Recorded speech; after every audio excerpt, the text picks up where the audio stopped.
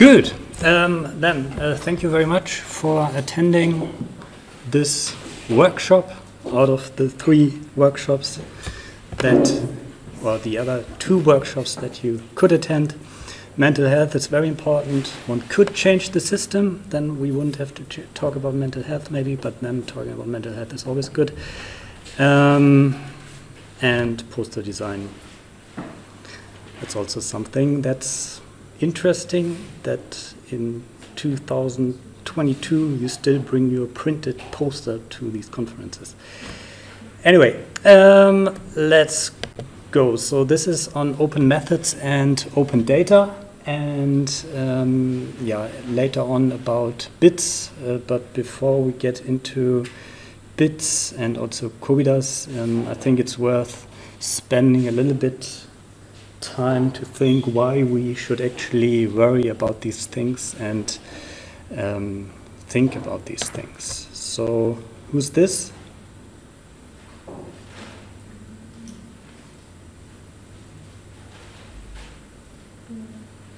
Anyone? Germans in the audience? Also the Germans in the audience don't know who that is? No. Actually not. No? So the Germans don't watch Tagesschau, because it was the first headline yesterday evening in Tagesschau, but it's been around for quite some time. So that's Patricia Schlesinger. Does that ring a bell? No? Okay. Okay, maybe you want to, well, I mean, I think a lot of the reporting on Patricia Schlesinger was in Bild-Zeitung and so on, so that's then fine, but it now obviously is in the mainstream media.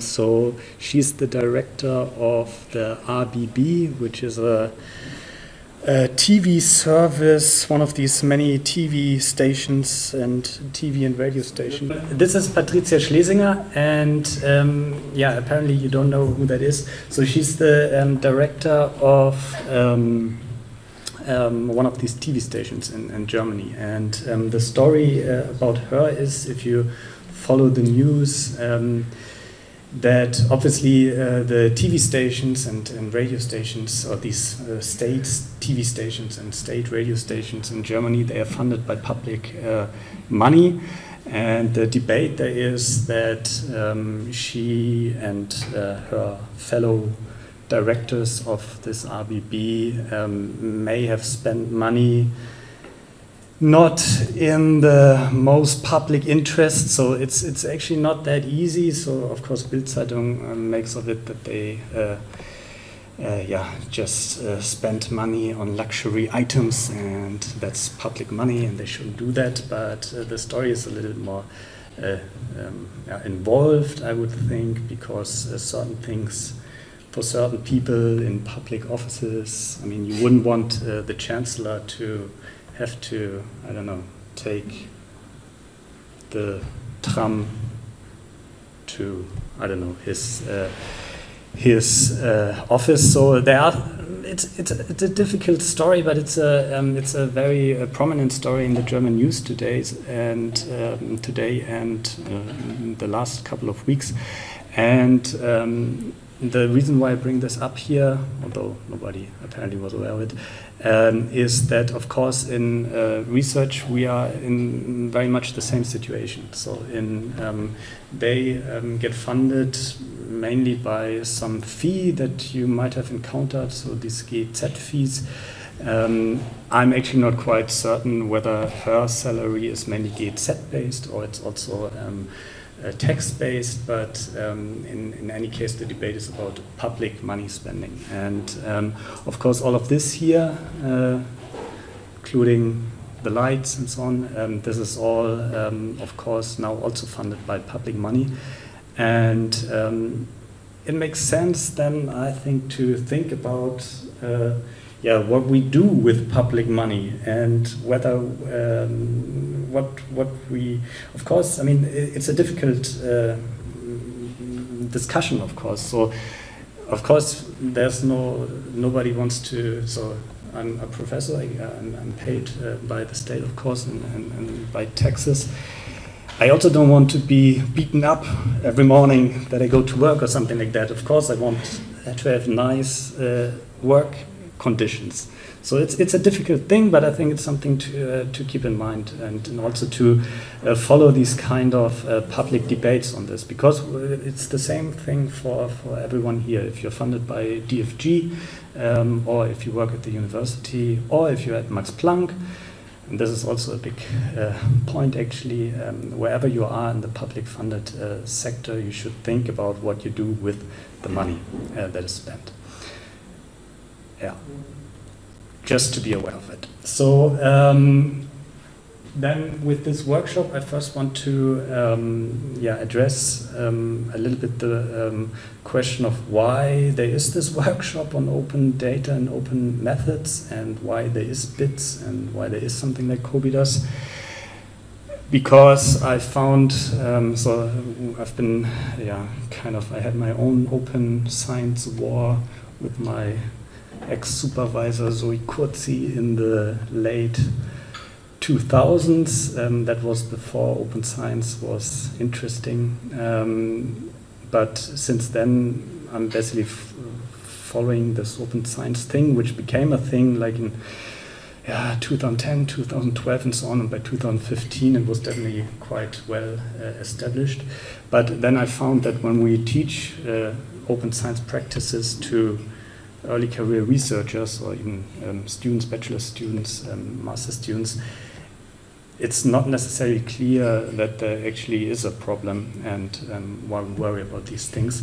Although that's also fine, because when I entered science as a bachelor and master student and so on, I didn't expect that to be a problem. I thought open data and open methods was how things were handled, but apparently not. So then the question is, what if we know what the problem is, what the consequences are, and once we have established that with some hints and so on, then there are solutions, and the solutions are simple, and it's not a big deal, and I want to mention them.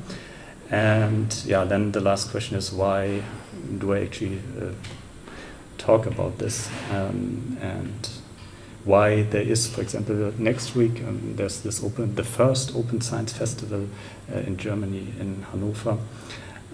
So why this is still part of the debate. Are there any questions before we start? No. So what's the problem? This is not the problem. So this is something that you, I guess, all know from your undergraduate science intro courses. That's kind of this circle of science, of how we proceed and how you should design your projects and your PhD, and how things work. So you have some research question or you start with some desire for scientific insight, however that is motivated, and then you develop some research questions, you formulate some hypothesis, and then you devise an experiment, or maybe you analyze already existing data. You collect data, and based on this you evaluate your hypothesis, and then you develop general theories. And that's definitely true. So that's true in the sense that this is what one should aspire to. It's an ideal. So that's what science wants from us, and that's what we want to deliver. But besides the scientific idea, there is also the academic reality, namely that somehow you want to, if you're not lucky and have inherited a lot of money, or you have your startup on the side which generates a lot of revenue, you somehow want to do research, but you also have to pay your living expenses. You have to pay your rent, you have to buy some food, and I guess you want to party or whatever, and or wellness retreats, and that means you kind of need a job, and then if you really like science, at one point you will be interested in obtaining tenure, so a permanent position. But then, of course, there are certain things that somehow the system wants from you. It wants you to publish your research, which is, of course, something reasonable. Of course, it doesn't make sense if you, because after all, research is, of course, communication. If you don't talk and you don't communicate what you're doing, then, of course, it's nice for you, but it's not helpful for the community. So you should publish, of course, your research. Then it's the question of how you do that and how much people want you to publish your research, regardless of whether you think it's actually already worthwhile publishing. Then somehow maybe people, and maybe yourself even, tell you you need some nice results, whatever nice results are. Whenever I hear nice results, so if people say we have very nice results, that's weird, you have results. But I mean, you can of course value them as nice, of course, feel free to, but to tell somebody else this is nice, that's you can say it, but it's your interpretation, of course, of what's going on. And then you might want to, if you really want to play the game, you want to have high impact publications and some media attention, so that you get a higher chance of funding. Maybe you also like the attention just for the attention. And once you then acquire some research funding, you will be able to hire PhD students, and they should then do the work, and you should sit there at your desk and talk to the PhD student, or maybe even only talk to the postdoc, because the postdoc supervises the PhD student, and you sit on your desk and talk to the postdocs. But and then you maybe then put your name on the paper, but the main output and the main work is done by amateurs, namely early career researchers.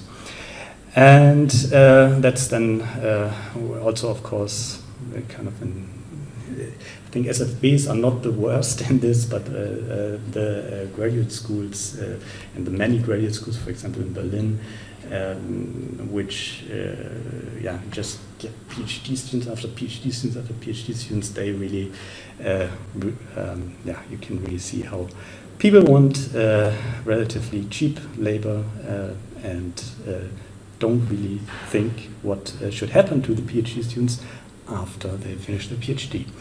Although it's getting better, but that's the system that was developed for, or has developed in the last 20 years, also in Germany. So that's the academic reality.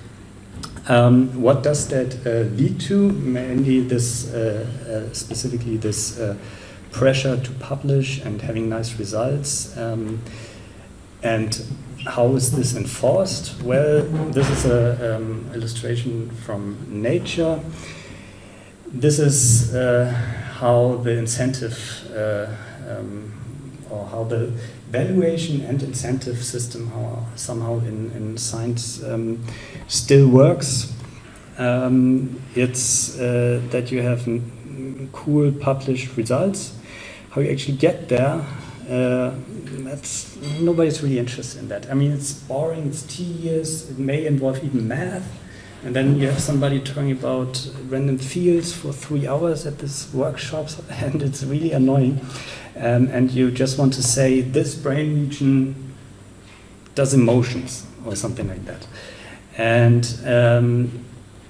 then everything that's here might not be that interesting, but it also doesn't matter, because in the end, maybe you even do a short communication in Nature Neuroscience, then you can put 20 impact points on your CV.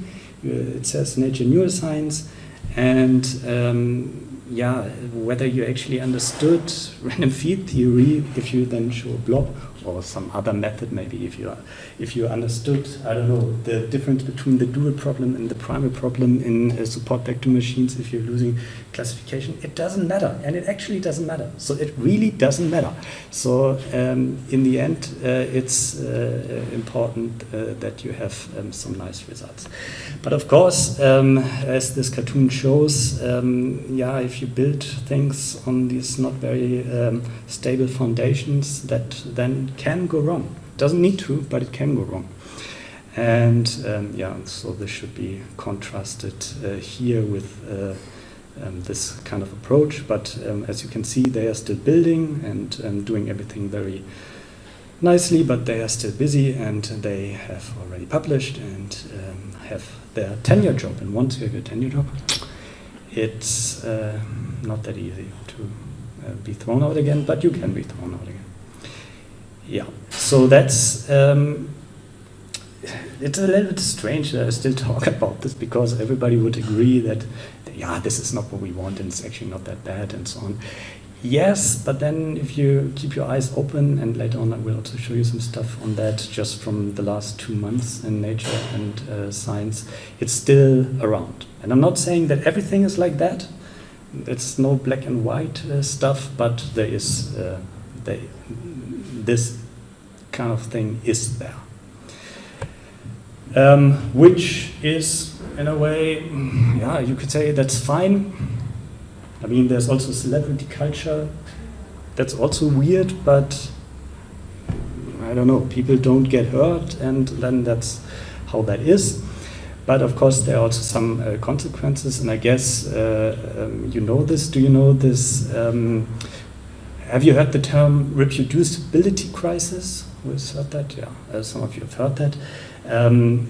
That's also a nice hype term. So these are some meta-studies, if you want, that looked into the replicability or reproducibility. I will talk later on a little bit about the difference or the differentiations that one can do. That came out between 2015, maybe 2020.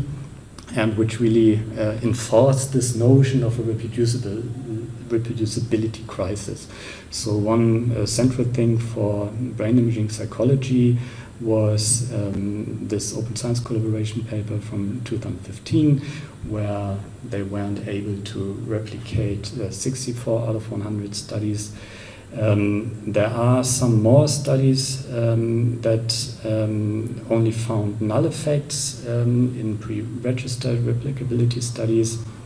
And similar things have been found in behavioral economics and biology, so this is cancer biology. But, or not but, so this, yes, this has been found, but that's, so when I looked up these, maybe it's better, a little bit better now. So this is from it must be from a workshop that I did in 2019 or 2020. I think there's more talk about reproducibility crisis than there are papers, definitely, that actually show that there is a reproducible crisis. So this is also what this Nature survey shows, or one of them is actually a data analysis. So since 2015, there's definitely a lot of talk about reproducibility crisis, and researchers believe that that there is a reproducibility crisis. So here in this Nature survey, 52% of those who answered these questions believe, yes, there's a significant crisis, a slight crisis, 38%. So everybody, so of these 1,500 researchers, almost everybody thinks there is a crisis. The evidence, yeah, there is some evidence, but I think people really believe that. And already, I think this belief is problematic. And I would, in a way, I would also, or I can say what way I see myself in there. But the problem is, of course, that then if you think, well, if the majority thinks nothing is reproducible, that you, of course, also don't really trust the work that gets published. So this is from Elsevier, never know how to pronounce them. From 2019, they did a survey on trust in research, and they asked, thinking about the various research outputs that you interacted with or encountered last week, what proportion of the outputs would you consider trustworthy? And 14% say all of them, 48% say the majority of them, and then the rest says about half of them, some of them, none of them. And depending on how you look at it, so definitely 62% have trust in what they see, but there are, I don't know, 30 to 40%. Here you have to think about what about half means. Don't trust the research that they read and the papers that they get exposed to.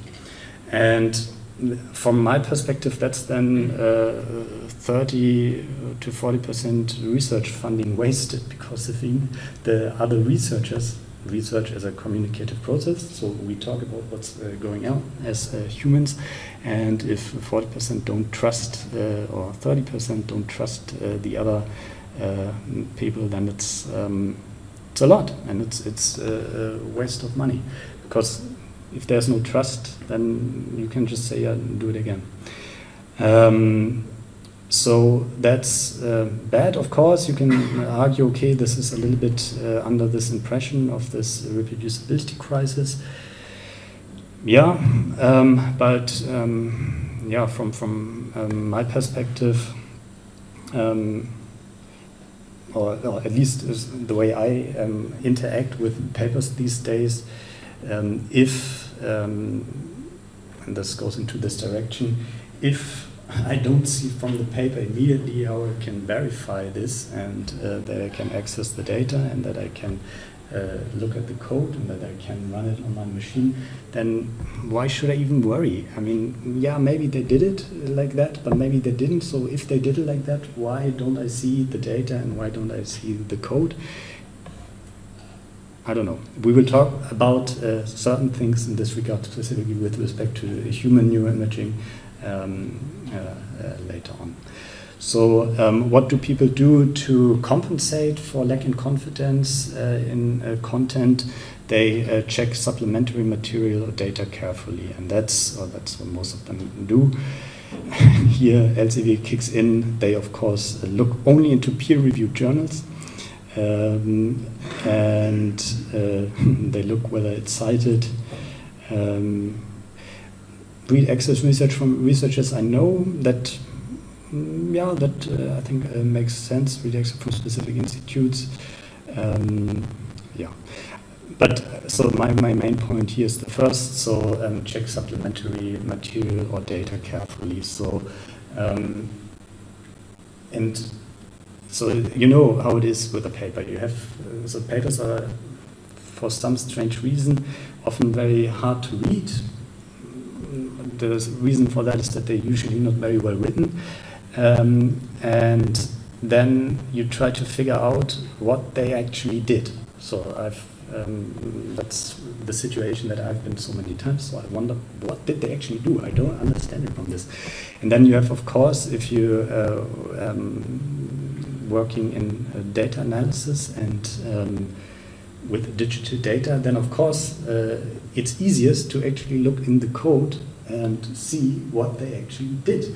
And if they, for some reason, say they used some awesome classifier and have really great data, but they can't show it to you, why should you then continue talking to them? I mean, that's just put it there, just make it accessible and open for other researchers, and how to do that we will talk about, of course, but yeah, just do it. Of course, you can argue, yeah, but that's, you want too much, and maybe you should ask them, yeah, but it's weird.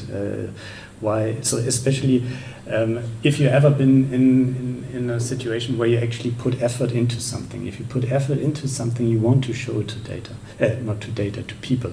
Or at least that's how I work. So if I put effort into something, I want to show it. If I know I didn't do something great, then I don't want to show it.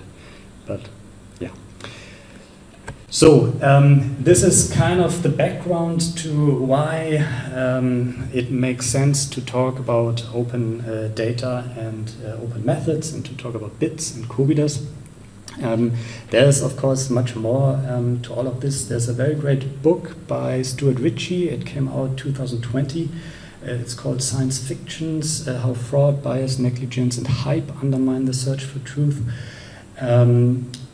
there is, of course, there's fraud and bias and negligence, and of course these fraud cases, they are always very big in the press. There's also the stuff later on from Nature and Science that's actually then fraud. But I don't think that fraud is actually the biggest problem. Of course, you have people who are just bad and they do bad stuff. But that's is a really small minority. I think the much bigger problem is that you somehow, people want you to hype what you're doing instead of just tell people what you're doing, and that then is much more complex. So of course you need a story in your paper because it needs to be readable, but it should be just the story of like Spiegel, was ist, so what happened, not something that could have happened. But then you know Spiegel, and they have their own problem with fraud. Anyway, so there is this old book by Ramon I. Cajal, also Cajal, so this guy who studied neurons. It's called Advice for a Young Investigator. It's quite funny, and it was kind of like talking about the academic aspects of research, not only the scientific aspects. But it's by now also quite old, and I think this book by Stuart Ritchie, that's really like the advice for a young investigator, or how we would call it these days, early career researcher. Strange that it's actually focused on career these days, early researcher, young researcher. The modern version is kind of this book, so please read it. Who has read it? Has anyone seen this book? It's really, really good. Read it. It basically talks about, so if you ever heard open science as a keyword, it talks about, well, it basically reviews the open science story of the last 10 years and where this is coming from. It's really good. Good. So, in summary, for this first part, so the problem may or may not be, and maybe we can briefly also check in a second. The problem can be that academia values nice results more than meticulous work. So nobody wants to hear about random field theory. People want blobs and activated brain areas. That's kind of the same thing. The consequences are that these nice results, if they are built, so there's also no problem with nice results. If you have interesting results, that's great. If it's built on proper foundations and you can explain the foundations and they are all documented and people can reproduce that, that's great. There's also no problem with publishing something like that in a high impact journal. This is completely fine from my perspective. If it's built on proper foundations. If it's not built on proper foundations, and this is so easy to see, you just need to read the sentence. Either the raw data are not available for ethical reasons, then throw away the paper, or because that if it's a new study that should have been built in there from the beginning. So if it's, of course, if it's data from the 60s or something, then maybe we can discuss it. But if it's a study that was done recently in the last 10 years, then this should have been addressed already when the ethics committee reviewed that. So that's the one thing, and the other thing is the data are available upon reasonable request, not any form of request, but reasonable request to the first author, or even worse, the senior author. So that's then, if you see these are red flags, you shouldn't engage with the paper unless somebody really wants you to. And yeah, so that's low within academia confidence in results. And of course, I mean this was all within academia. And of course, if you would give public talks like that, and actually that's also a little anecdote that actually happened. I was once invited, so I did some stuff in open science presentations and so on, and I got I don't know, so I made a little bit of a little name for myself in talking about open science in Berlin because we got a teaching prize for an open science course. Or somebody didn't really want to do it and said, he also knows something about open science, let him do it. Anyway, I was invited to the Berlin Senate. So it was a committee of the Berlin Senate on science and education. And it was about some initiative to build more open science practices into academia. Yeah, guess who started that? AfD. So, so that's a right-wing Nazi party in Germany. I shouldn't say that. Here in Magdeburg, I will get beaten up. But so this is the problem. So if we within academia don't trust the results and can't really or don't have confidence in the stuff that we are doing, we have a hard time actually presenting and justifying the investment to the general public. And as I tried to explain with this Patricia Schlesinger comment, there are, of course, forces in the general public who really like that, and if they can show that sciences are wrong and all socialist influence and so on, they will really jump on that. So that's also one reason to kind of try to work as open as possible so that you don't get into these kind of debates.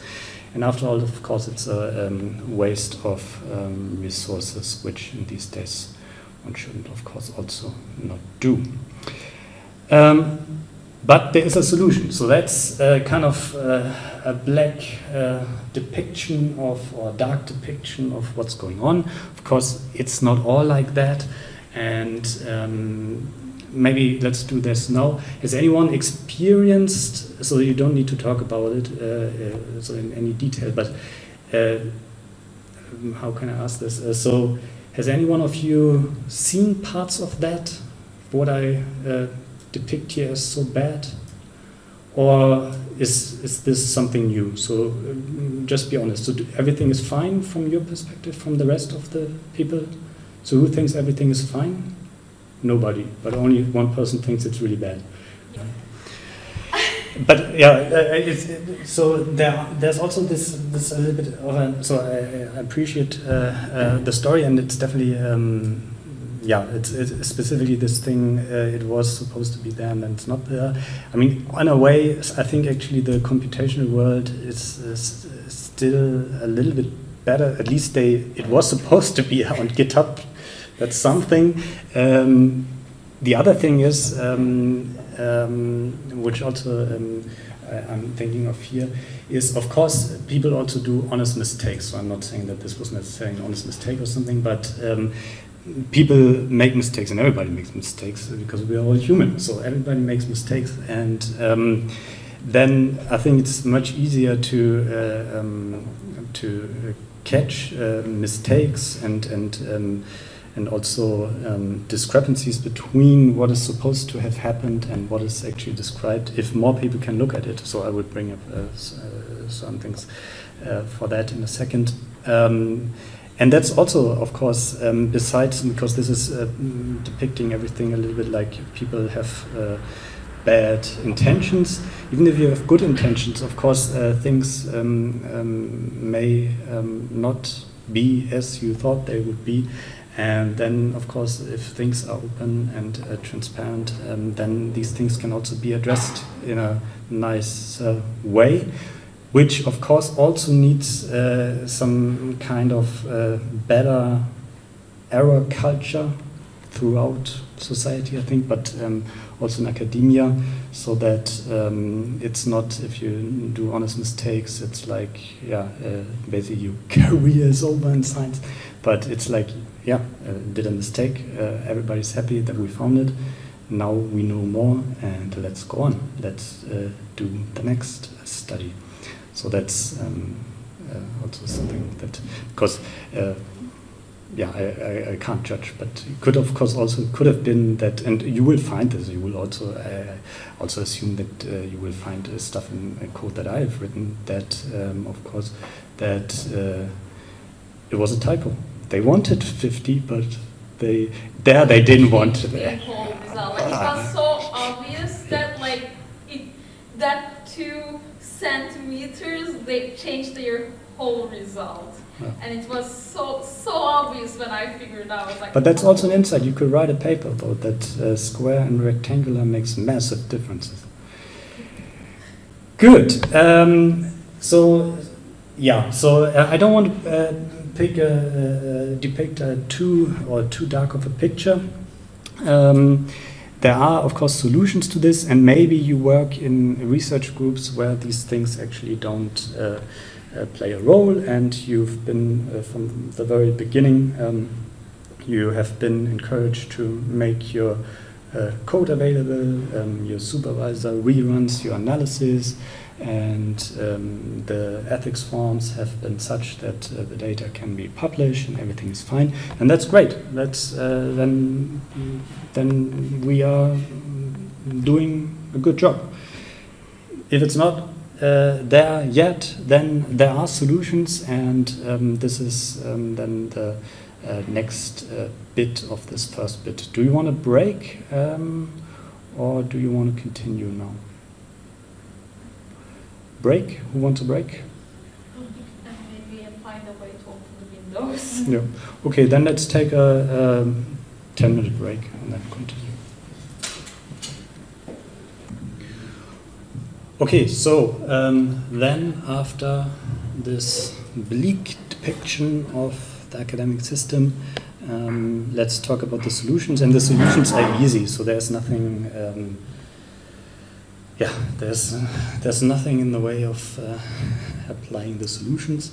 So the solutions are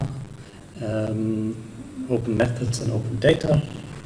Or, I mean, these are the solutions for certain things, of course. They are not the solutions for how your work is incentivized or something like that, but they are a solution for the question of trust in science. And actually just doing good science.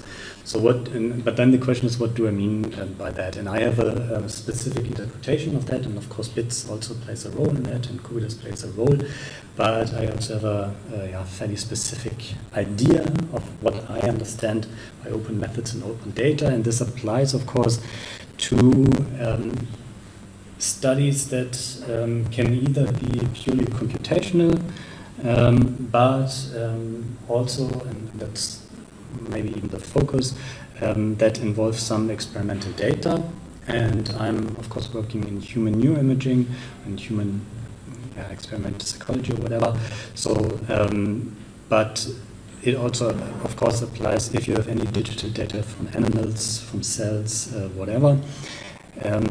It may not be kind of the way to go if you're really working in molecular biology, where you don't quantify things but show Western blots and so on. I don't know, there one would have to think about different ways, but of course I thought about this for my own data and for my own research,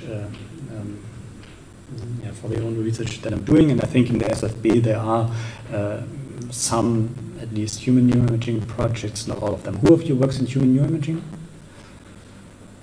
Okay, that's about half. Who works with programming?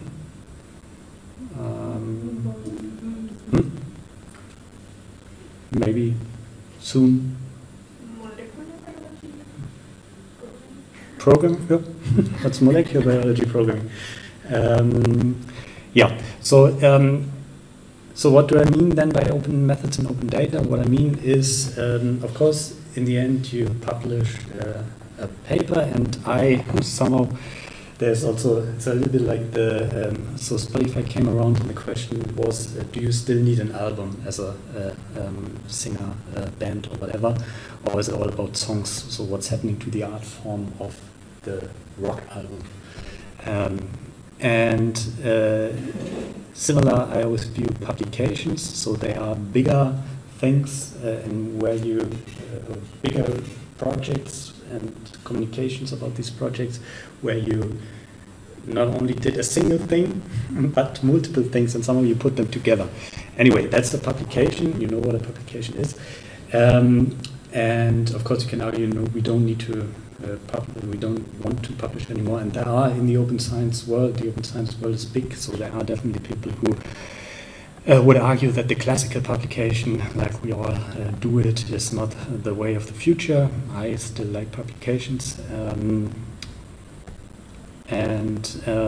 So the end result of your research then is a publication, or these days, then I hope it's a preprint and it's a submission to a journal, because in a way peer review, if done right and understood correctly by the reviewers and the editor, makes sense. So not having things peer reviewed anymore. I don't know, it's a different debate.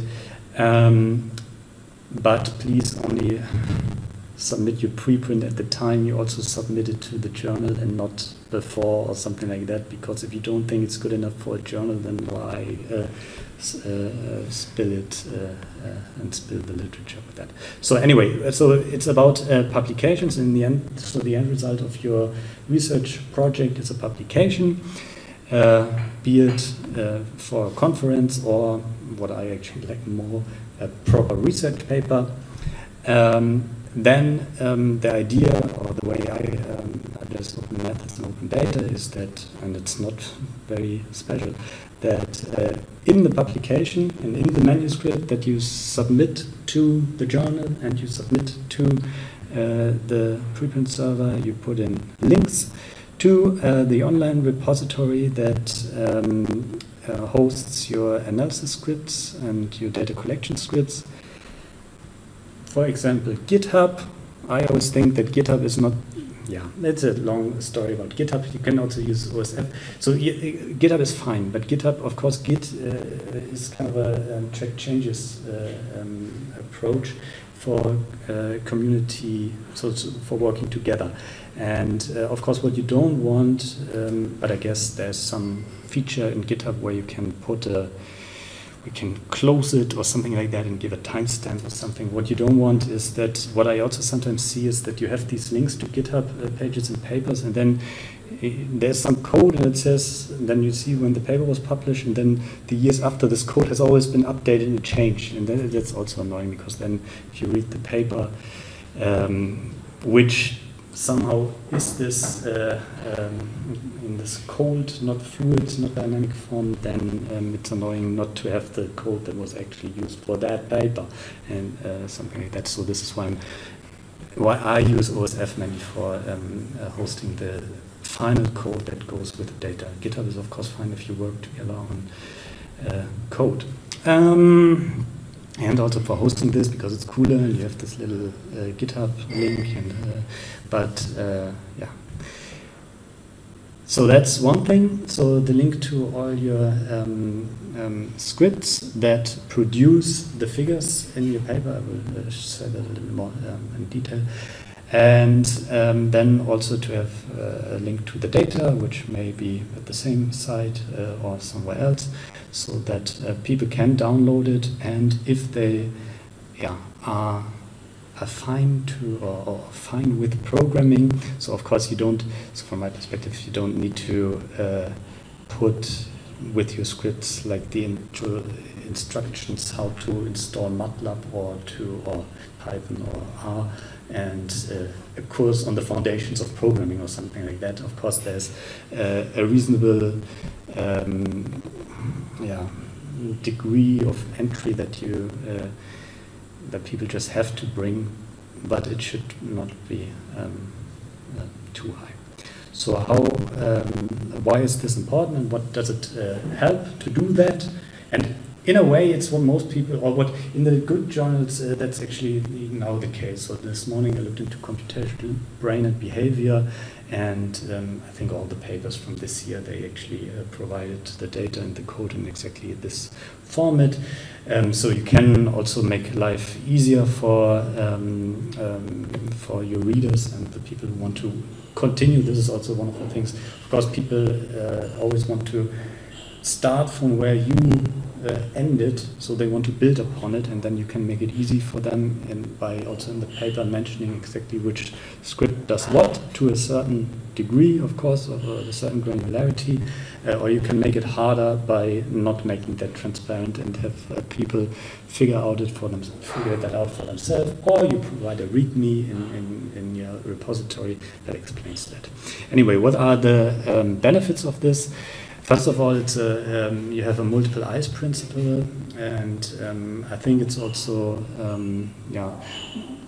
quite. So the reason why I also want the people that I work with really in projects that we work on, not the people that I collaborate with and just do a little bit.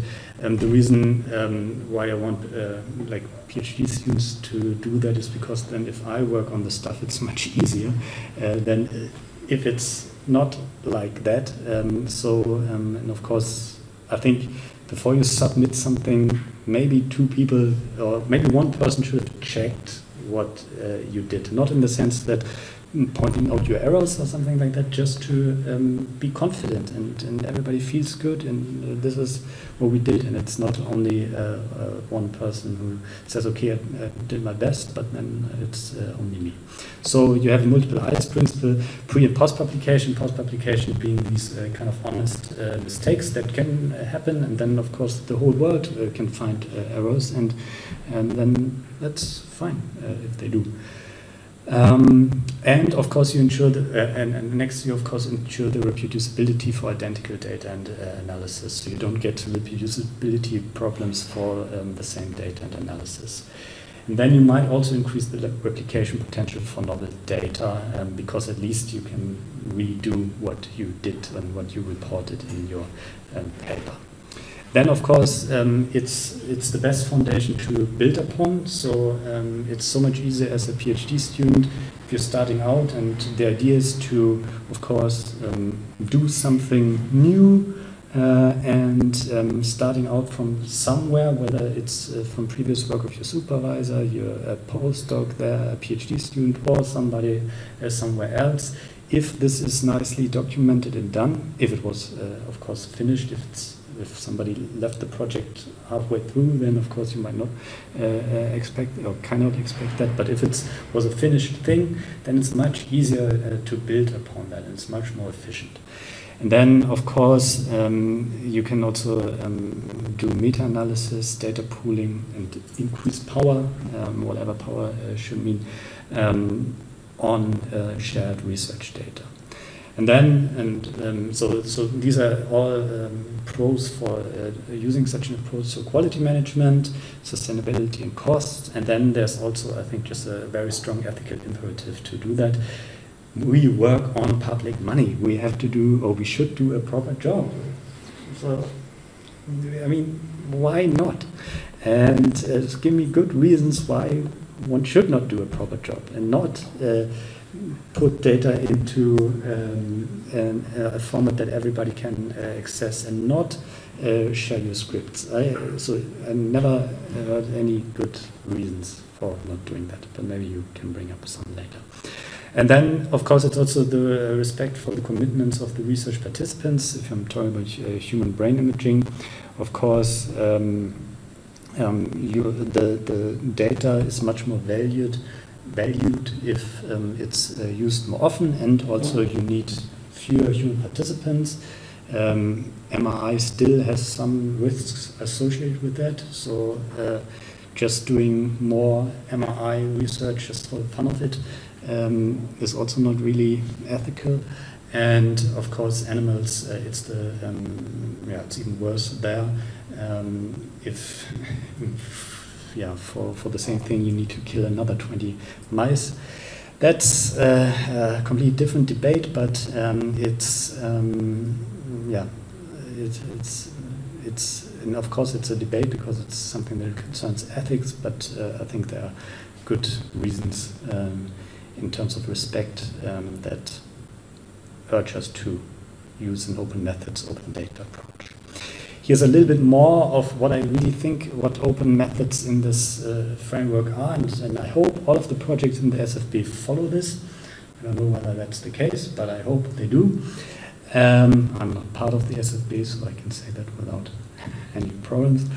Or I'm kind of part of the SFB. Anyway, so what do I mean? I mean an automatized, so what are the core components of open methods? It needs an automatized data analysis from raw data to figures and tables. Yeah, so please no clicking, no SPM clicking anywhere, and so on.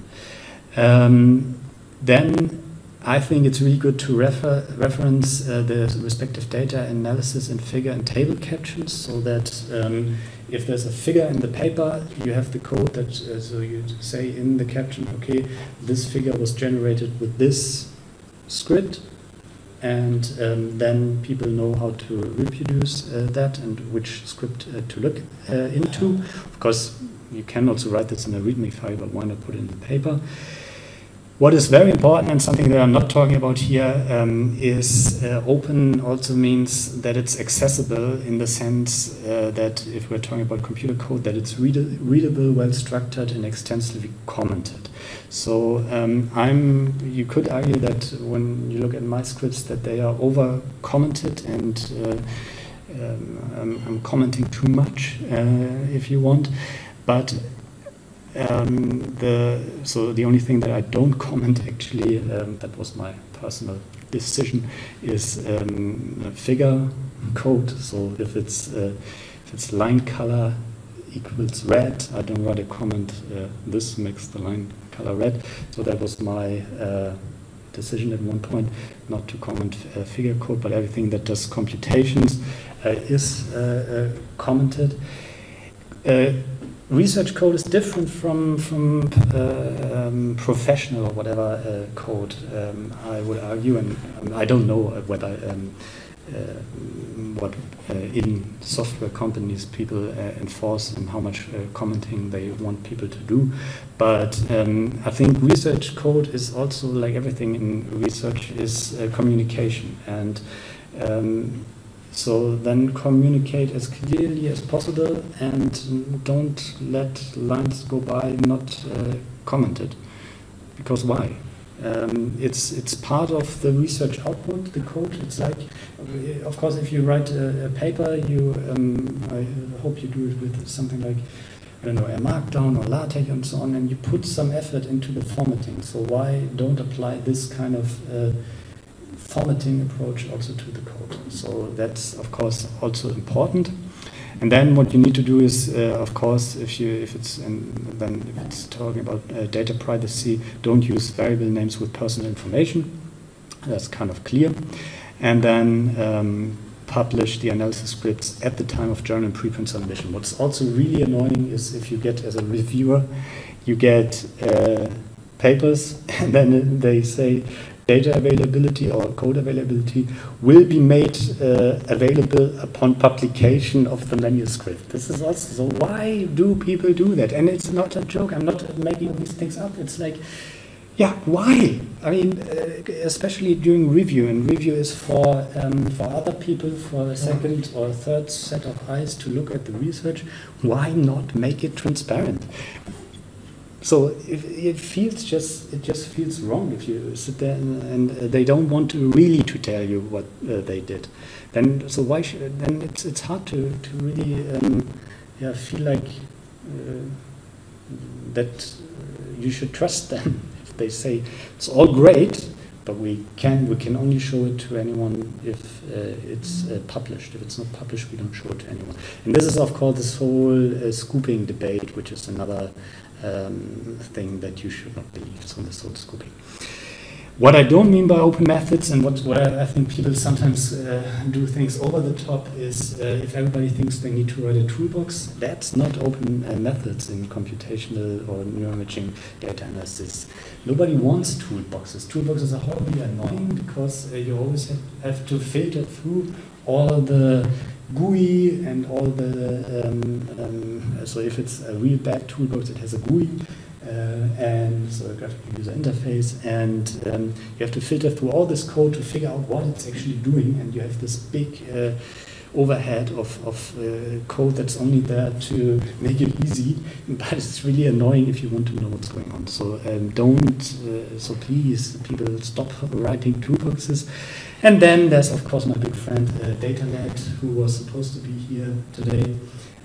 But then Datasets was not able, so Michael Hanke wasn't able to come. I think Michael Hanke is only involved in Datasets, so he's not really the core developer. Yeah, Datasets. Is anyone of you using Datasets or has to use Datasets? Okay, forget about it, you don't need it. It's so what Datasets is for, and in this so Datasets is like Git, so a track changes thing for working together on the same file. So as you know from Word, you can send it to someone and then you see who commented on that. And Datasets basically takes this approach, which is of course what Git is was developed for, one step further to all kinds of dataset. And this makes sense if you have a problem like that, so that you have one thing that what Datasets wants also, or what Datasets is very close to, is distributed data sets. So the idea is there's some data here, there's some data there, there's some data there, there's some data there, and you want to work so on different servers, and you want to work on the entire data set. And if you have that, and if you set it up well in the community, I think that's then helpful and reasonable. There's an article by Michael Hanke on so he's arguing for this distributed data hosting. I'm a little bit skeptical there, but I'm always skeptical with everything. Because of course it needs, so if you have more host sites, then of course it needs all of the host sites to do a proper job. If they all do it, then it's all fine. But if everything is centralized, then maybe it can be a little bit easier to maintain a good shape of this the respective database. So if you have a problem like that, then and the community you work with is good, then you can of course use Datasets. The other reason why people talk about Datasets is that it does provenance. So the idea is that you have some data, for example raw data, and then you do some pre-processing, for example realignment in fMRI. And then you have the realigned data, and with the realigned data you save in Datasets kind of a tag that says, okay, this data was processed this way, or I guess it has a link to the script then. And you can do this for all steps, and if you have ever done fMRI analysis, there are traditionally many steps, and then you create all these intermediate data sets. And from my perspective, it's not the most resource-sensitive approach to do that, because what you want to share and what you want to document is how you get from the raw data to your final results. And then it's a little bit of a question of the trade-off between computing costs and storage costs. And computing costs also, of course, besides the electricity, are of course the time.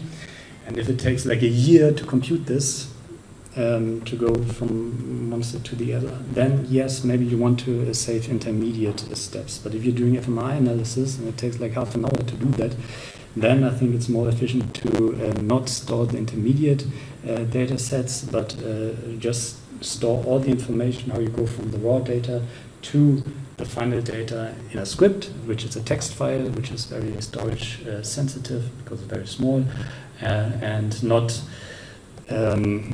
put a lot of data on some servers and that you can easily reproduce within I don't know, half an hour. It's actually I don't think anyone of you using Medusa?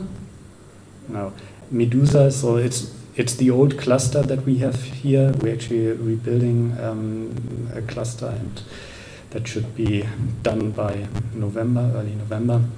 And there it seems that people always, the people who use it, write a lot of data, so in their analysis, so it's not a lot of raw data, but then when they analyze the data, they create 10 times the data they had originally, and that doesn't make sense. Analysis doesn't create data, and I'm not talking about simulations here, so I'm talking about data analysis, and then they create all this data, but they should be analyzing data, not synthesizing data. Anyway, so that's data-led. If you have these two problems, your computations are very, very costly, so they take a lot of time and a lot of energy.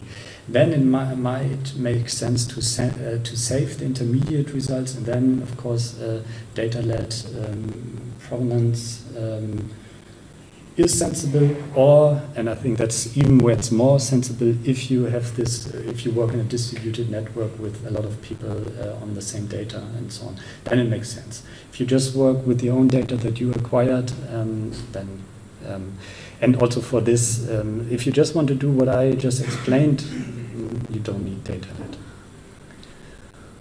You need some OSF, some GitHub, done. For open methods.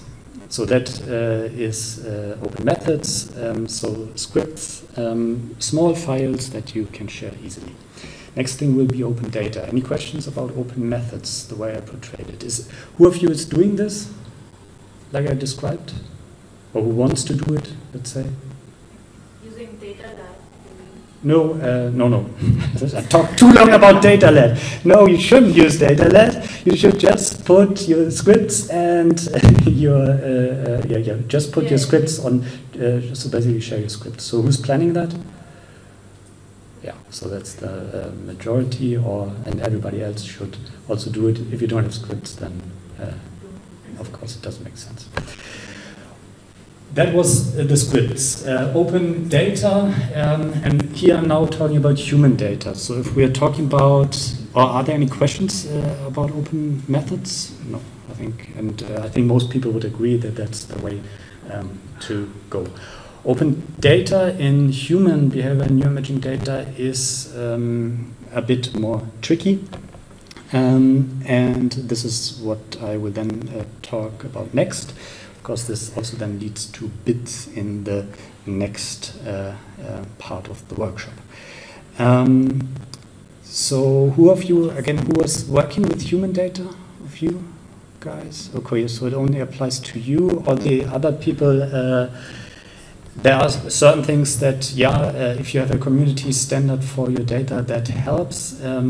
The big problem or the big thing that people then always say is why you can't do open data in human science is data privacy law. It just is not allowed.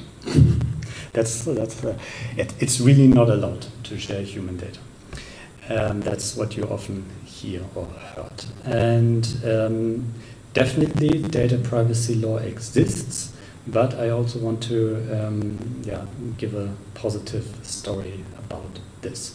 So the next bit is a little bit about how to share human behavioral and neuroimaging data, where for some reason behavioral data people are not that very worried about, although everybody's worried about the data that the societal debate is about the data that people leave on social networks and so on, which is of course human behavioral data, but if you record reaction times, I don't know, people don't feel like that's a big problem to share reaction time data, but neuroimaging data, brain images, and also EEG, people worry about. Oops, that doesn't look quite right. So we now delve into data privacy law. because that's actually the big problem. Maybe also to before we go to emphasize that again. The problem with sharing human and behavioral data is not that the data are too big, or that, which used to be a problem maybe in the 90s. The problem is also not that there is no standard and nobody knows what to do. That maybe was a problem in the early 2000s, but now there's bits. It's easy if we talk about functional data and also about anatomical data and EEG data and whatever. So that's also easy. And yeah, so the only problem that that actually exists about making raw data available in human research is, of course, data privacy law and research ethics. So there, it doesn't help, but one needs to go into law and have a look of what's actually going on. There has been, and that was a big topic in 2018, because then, although it was this general data protection regulation by the EU was already issued in 2016, it only was enforced since 2018. That's essentially the law that governs how to deal with data, and specifically personal data. That's EU law, so EU law, so European Union law, so it's, I actually don't know what Great Britain is doing at this point, but it's definitely more relaxed in the US, which is also a little bit annoying if you then read papers by people from the US, like Russ Poldrack, who's doing good stuff, but it's always, it's not a big problem, the whole data privacy, because they just don't have this data privacy law. You always read in his papers like very strong case for making data openly available, but then if you read it from as a German or as from other European country, it's, but I think especially if you read it from a German perspective, it's like, yeah, and what about data privacy is not a big topic there. In Germany, there is, so this is just the GDPR, so that's the EU regulation, but on the German and also on the federal state level, there are specific data privacy laws which specify further what's going on in the general data protection regulation. And the question now is first, so the data, the GDPR, you can look up online and read. It's so I'm giving a little bit of an insight there. There are now also a lot of papers. We also worked forever on a paper, and then the person dropped somehow out. So maybe at one point we finish our paper on, or I finished that paper on the current state of affairs. So you can look at it, it's a legal text, and then it's also the question of what do they actually want and what does it mean in detail. So the scope, so in a sense where this GDPR applies is personal data. The question is, what do they mean by personal data? They mean information that pertains to an identified or identifiable individual. And in this case, and then there's also a specific application, namely, that's also mentioned in the GDPR, namely sensitive data, and that's genetic data, biometric data, or health data. And this is, of course, the data that we are dealing with in human neuroimaging. So we are dealing from the GDPR perspective with sensitive data. So anything that applies in terms of data protection and data privacy applies in particular for the data that we are dealing with. One has to distinguish, and also that's what the GDPR, no, let's say one doesn't have to, but the GDPR distinguishes between anonymization and pseudonymization.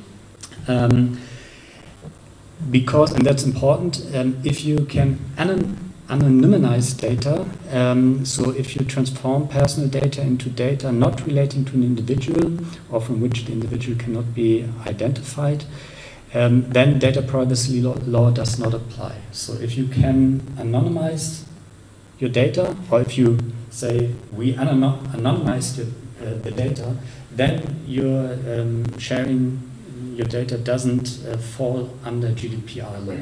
Yeah? So sometimes there's this skull stripping in new imaging, and then people say we anonymized, I can't pronounce this, we anonymized the data, and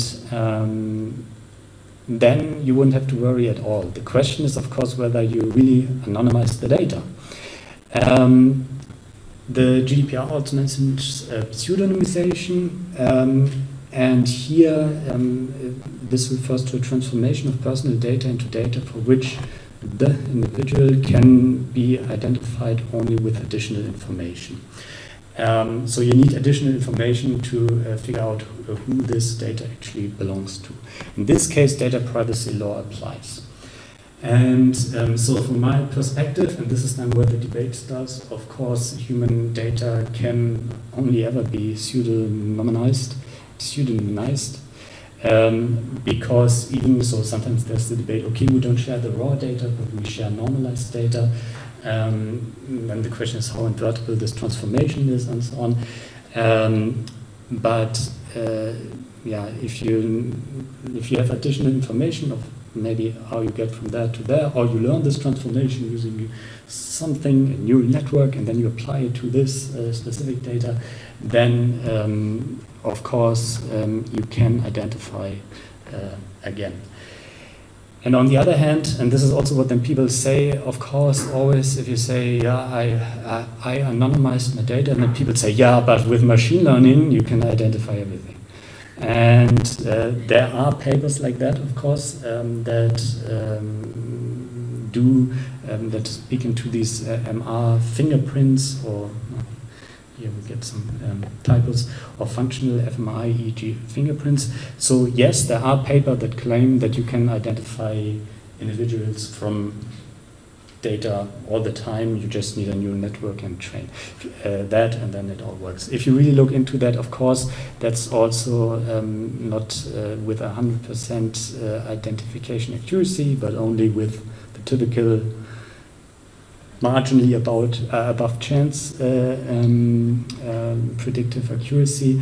But yes, it exists, and if we talk about open data and data privacy law, we cannot say that's not the case. So this is why I don't really think that you can at all, and this you still somehow find this in ethics forms, that it says, ja, die Daten werden nur in anonymisierte Form, I even can't pronounce it in German, anonymisierter Form weitergegeben. You can't promise this to anyone these days. I think this concept doesn't really exist anymore, so it's a little bit old school.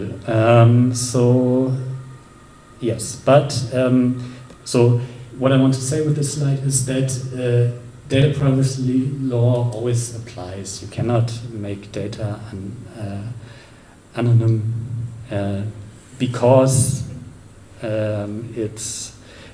then people, once you say that, people will say you're done machine learning, and if you then yeah, so you can only promise that based on these data your personality or your name will not be identified together maybe with your Facebook profile and whatever kind of digital artifacts you left,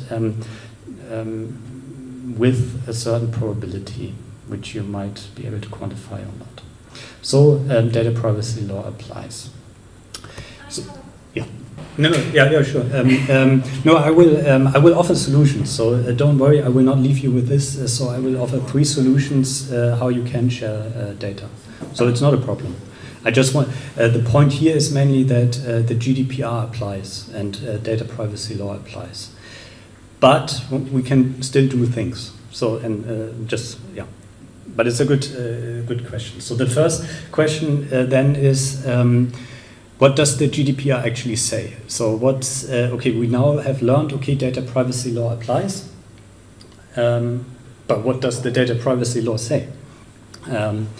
And there are some core principles, and the most important thing that you always need to keep in mind when you read GDPR or look into the principles is that this was a regulation against Google. Yeah?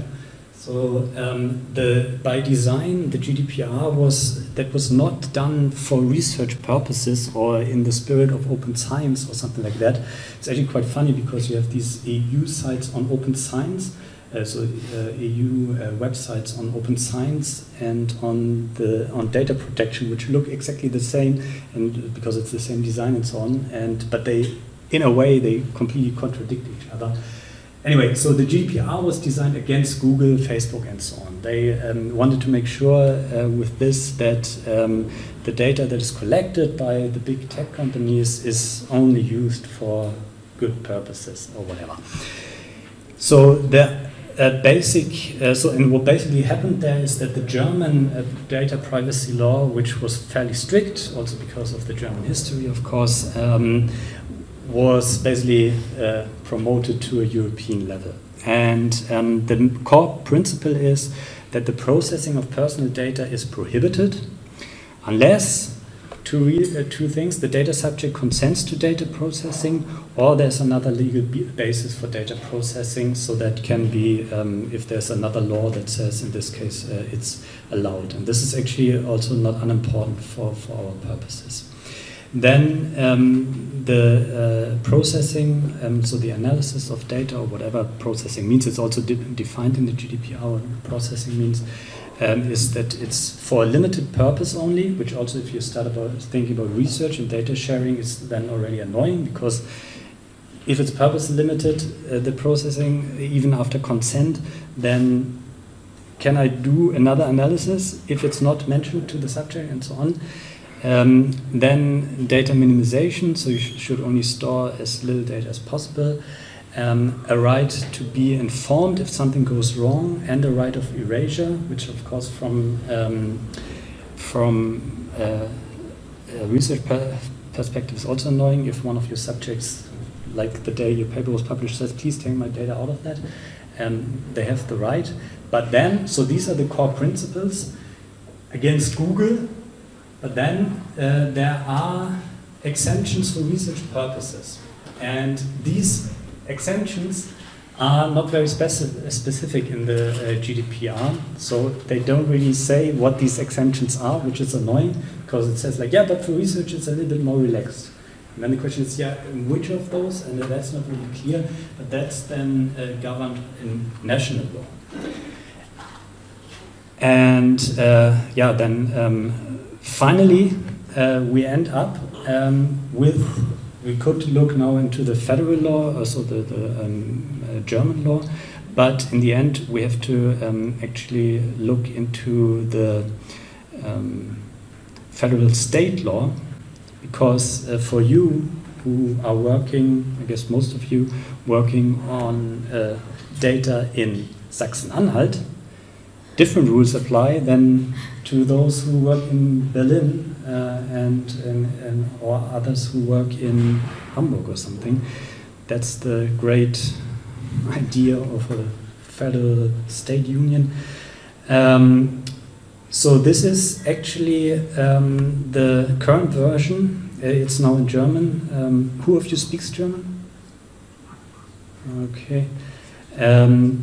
The current version of the Datenschutzrecht, data privacy law in Sachsen-Anhalt, which applies to your human data. And it's actually quite okay, I found. I only looked it up yesterday. So it was revised in 2020, and so it's only 2 years old, and it was, of course, based on the GDPR. So let's have a brief look, because this is really what applies to your human data. So you can say, yeah, my supervisor told me I'm not allowed to do that for data protection things. And also really annoying are these data protection officers. So they are annoying because they do what the name says. They try to protect data. So whenever you say I want to share data, they say no, you can't share data. But it's also not they're doing the right job in a way, because that's what the name says, data protection officer, but it's of course not very constructive in a research and open data framework. So this is what also the data protection officers have to kind of enforce, but also understand. So what it says for you, for your human data, is that personal data should be anonymized, sobald dies nach dem Forschungszweck oder dem statistischen Zweck möglich ist, so as soon as possible, or you can also maybe frame it as if possible. And if it's not, you should store things of your data and the person who's behind that in different storage facilities, whatever. Yeah, that's fine. So it's not actually not that interesting. Now, im Rahmen von wissenschaftlichen oder historischen Forschungsvorhaben dürfen personenbezogene Daten, Human Neuroimaging Data, nur veröffentlicht werden, wenn die betroffene Person eingewilligt hat oder dies für die Darstellung von Forschungsergebnissen über Ereignisse der Zeitgeschichte unerlässlich ist. So what this means is, if people consent to making the data available, then the data can be made available. You just need them to consent to making the data available. So just put into your consent form, the data will be made available, then they sign it, and then you can make it available freely. In principle. So consent for data sharing is crucial. Then this is something about, and this is actually also important, if you share research data, you might share research data with parts outside of the EU, where of course the European law does not apply. In this case, wenn sich die Empfänger verpflichten, die personenbezogenen Daten nur für das von ihnen zu bezeichnende Forschungsstatistikvorhaben nach Maßgabe der Absätze 1 und 2 zu verarbeiten. So there you need a data use agreement, so that they basically say, yes, we will only do what is allowed under European law. So data use agreements are something very sensible. I will come to that in a second. And then these last two paragraphs, which I will read, they are actually quite good and quite open. Die Verarbeitung besonderer Kategorien, besonderer personenbezogener Daten im Sinne von Artikel 9, so biometrische Daten, für wissenschaftliche und historische Forschungszwecke oder für statistische Zwecke ist zulässig, wenn der Zweck der Forschung oder der statistische Zweck auf andere Weise nicht oder nur mit unverhältnismäßigem Aufwand erreicht werden kann und wenn das öffentliche Interesse an der Durchführung des Forschungsstatistikvorhabens das Interesse der betroffenen Personen am Unterbleiben der Verarbeitung erheblich und überwiegt. Das Ergebnis der Abwägung und dessen Begründung sind zu dokumentieren. So the way I read this is that if you have consent, it's fine, and even without consent, but there we would have to ask, I guess, people who are closer to this. But with consent or without consent, you can also process sensitive data if you can document why you do that. Then the last thing is about the right to erasure. So I think this data privacy law of Sachsen-Anhalt is not as restrictive as data for research purposes. So this is of course for research purposes or historical purposes, as it could be, and as research as data privacy laws have been. So if you talk to your data protection officer about making your data available, this is what you need to agree with them on what this means, and you might want to have to justify why you want to make it available. But there are many resources on the web that tell you things like, or that give you the arguments for making data available. Now, I think we take a break now, because I think it's also coffee is coming up, and start afterwards with bits and data sharing and the solutions that I mentioned.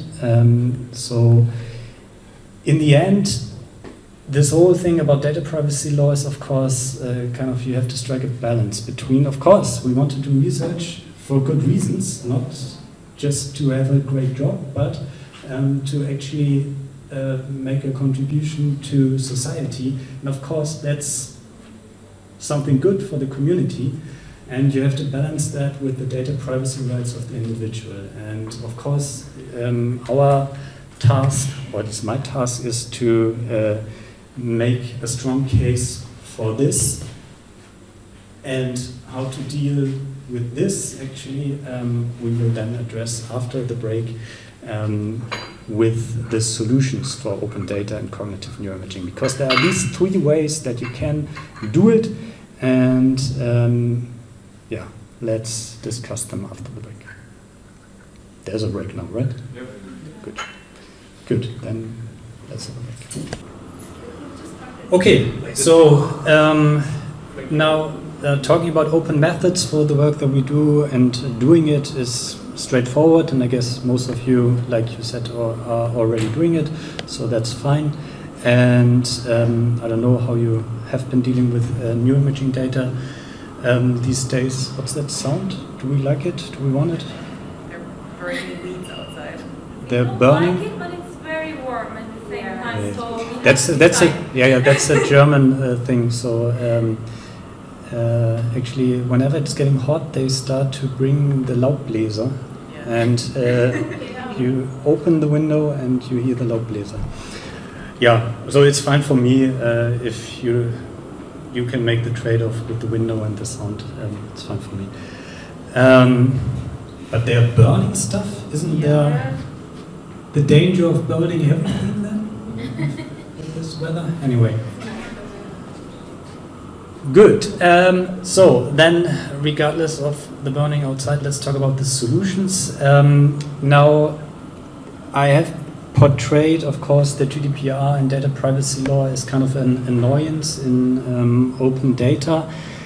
But, of course, one should also view it as or can view it as a positive thing. And there are, of course, reasons why Germany is interested in data protection, historical reasons, and yeah, not everything that you do needs to be reported by the informal Mitarbeiter of Stasi to somewhere and so on. It makes sense to have some privacy.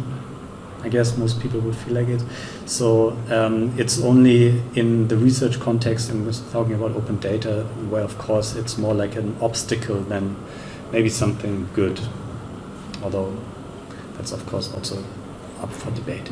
So what are then solutions despite the GDPR to deal with neuroimaging data? And there I want to discuss 3 forms,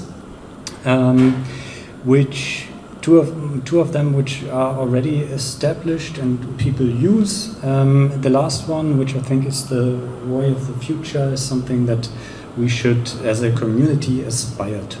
So we differentiate between just public sharing on open data platforms, restricted sharing, which is more peer-to-peer data sharing, and dynamic sharing, which would be a participant-centered platform. So public sharing is maybe that what you know, and also what has been popularized by, especially in the US, with Open Neuro, and of course BITS also comes from the Open Neuro or Open FMI, so Russ Poldrack in the end, initiatives, where the data is just available from open data platforms, and the functional 1000 connectomes, so these F1000 FCON data set, this big resting state data set is also like that. It's coming closer, the fire, I can already smell it. Actually, I could smell the whole time, but I didn't know what it was. Now, there are these open data platforms, and there, I don't know whether you have tried, you can essentially just get the data and use it. So I recently downloaded a lot of data from this F1000 connectomes. And there was, you need to fill in a form with your personal details, so your email essentially, and the institution that you work on, and then you have access. So you don't have to actually specify that you might even, without being affiliated with a research institute, get it. Although I don't know, I haven't tried, but it wasn't specified there. And that's of course great.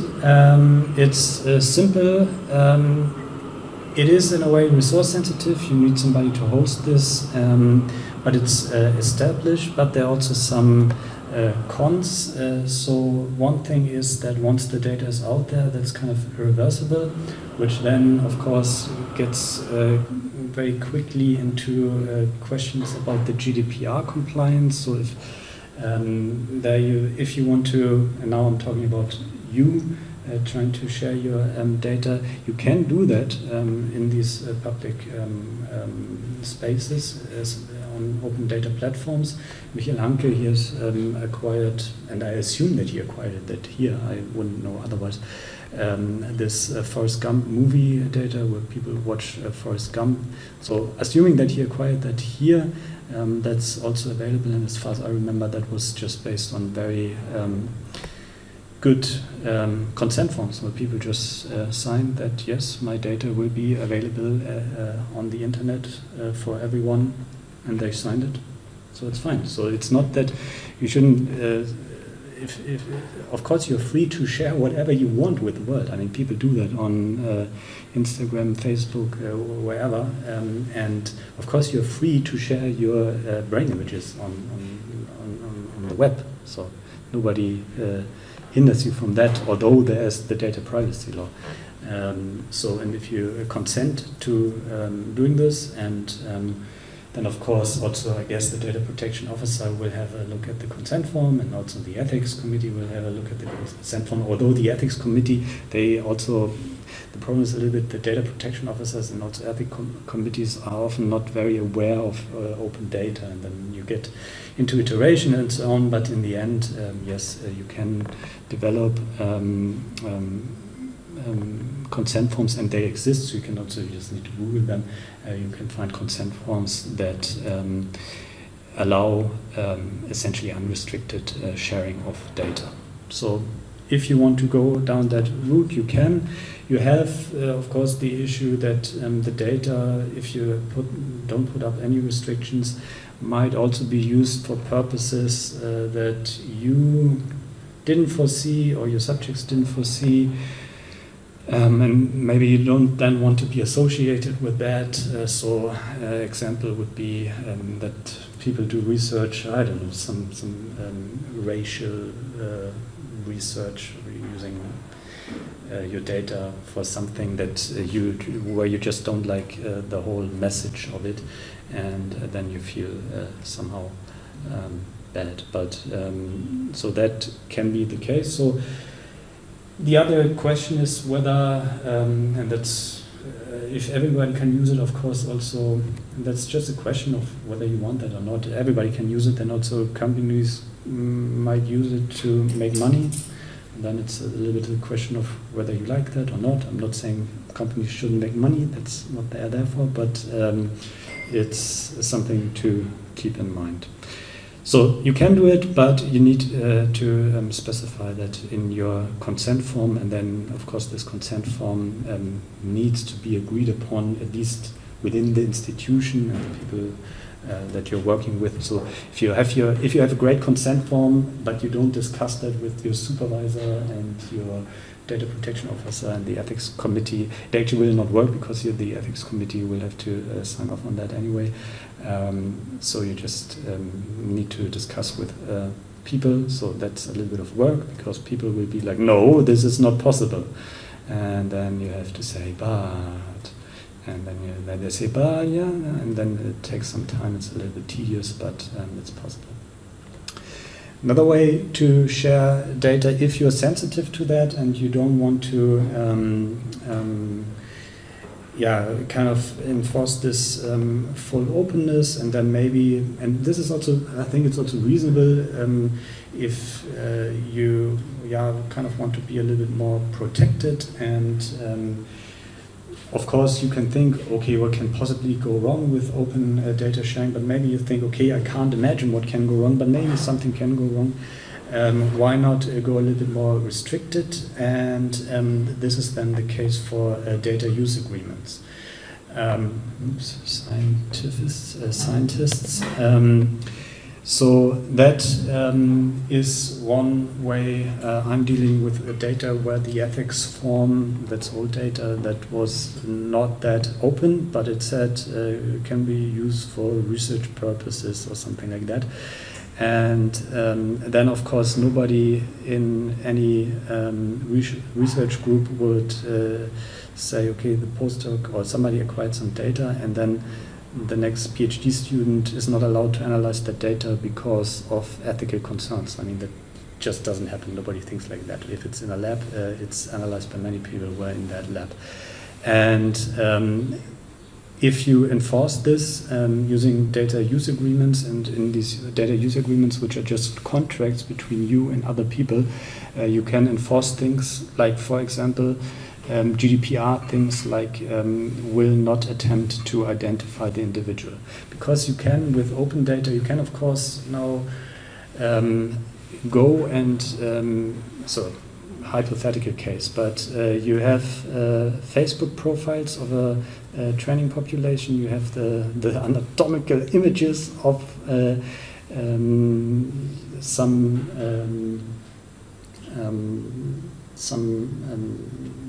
participants in a training population, and then you have some open data that you find, and based on the brain images you now want to identify the Facebook profile, assuming that they don't have a private Facebook profile and so on. But in principle, this is of course possible, in principle. Whether it's practical then is a different question.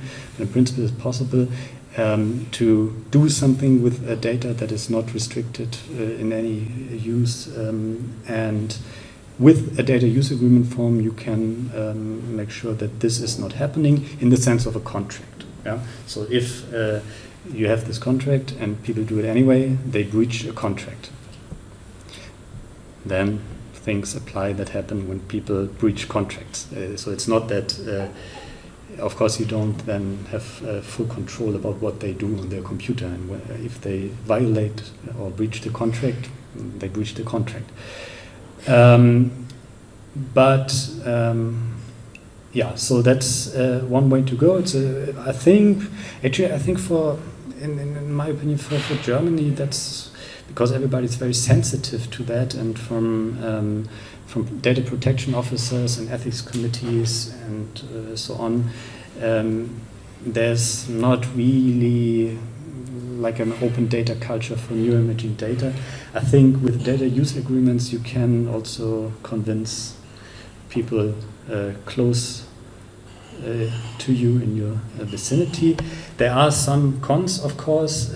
First of all, it's more restricted.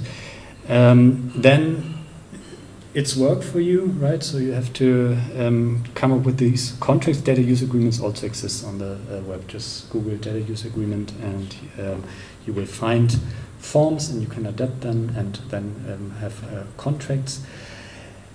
But then there's also this paternalistic issue of that in a way you as the scientist decide what's best for the data of the participant. And that's also, in a way, that's also here, although of course the participant always has the last word in terms of consent, but you have to think about for which cases and for which cases not you want to make the data available. So the most interesting approach, although then also the least established approach, is what you can call dynamic sharing, or you can call participant-centered platforms, where the data access is regularized and also monetized, or where the value in the data donation that participants make is regulated by the participants themselves. Because after all, it's something that they donated. It's like blood donation, but kind of data donation. And why should then anyone else really decide what happens with that? And why should we decide? Why should we always, as scientists,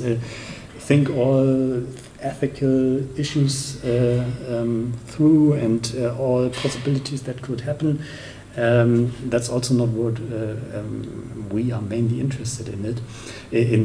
What we are mainly interested in. So why not leave the responsibility for the people who are actually concerned with that. And there the idea would be, maybe to explain that a little bit before we go into this, that like with your health data, you have, first of all, of course, things need to be digital.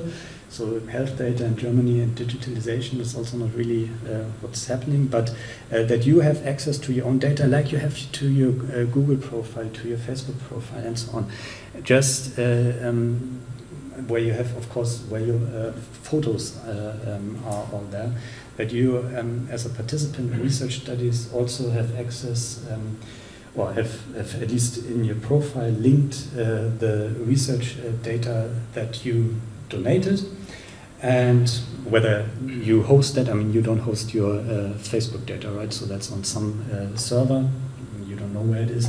And likewise, your research data could be on some server, for example, the new cluster that we are establishing.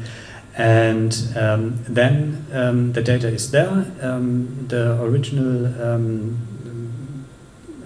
study investigator, no, the original principal investigator asked for consent for your for their study. Your data is there, and then new so for data reuse, the respective scientists contact the participant again and say, okay, we want to do this and this with your data. Is that okay? We pay you this and that. Can we use your data?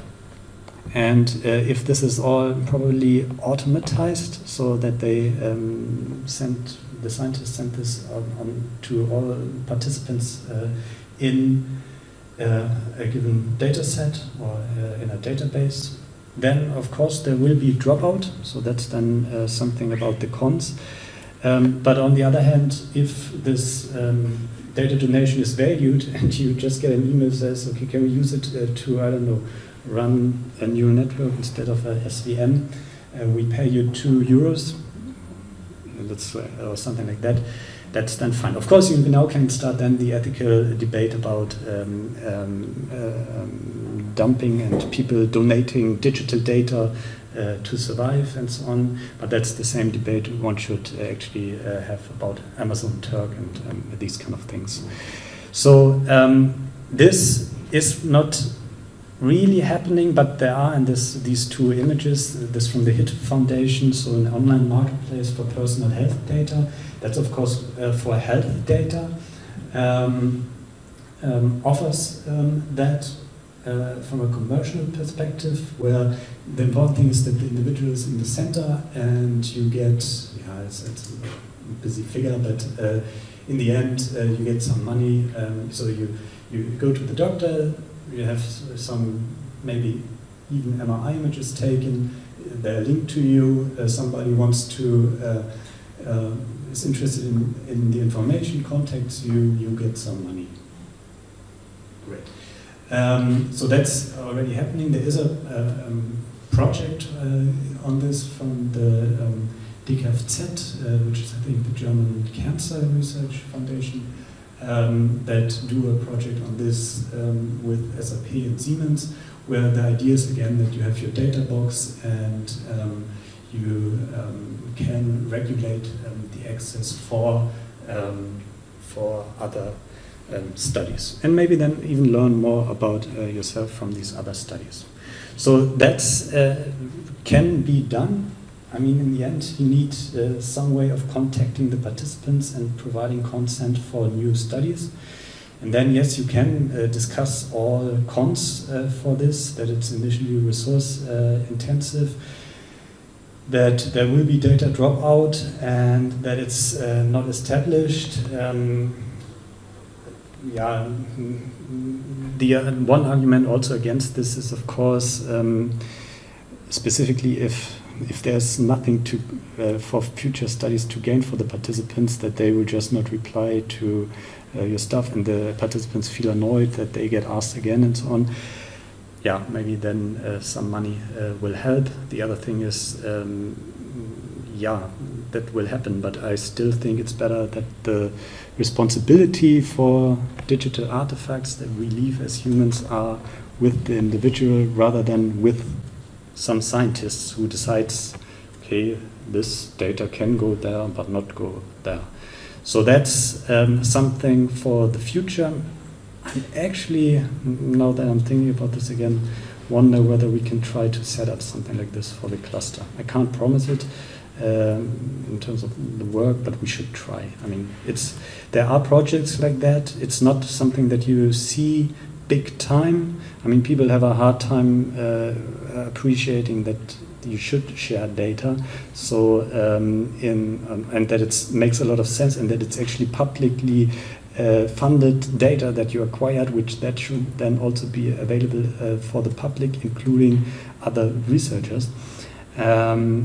So maybe at this point, the restricted sharing is the most conservative approach that you can take, but it's an approach, and of course, it's definitely more than available from the main author upon reasonable request, because it's formalized, and of course it will assume that you already did the work that is necessary for sharing, namely standardizing the data, which is bits. Okay, we should really come to bits now. Let's go to bits. Are there any questions right now about these solutions? Are you happy with the solutions? Why are you not happy? Because it's not easy, or because? I'm just having trouble to follow you. I don't know, maybe it's personal.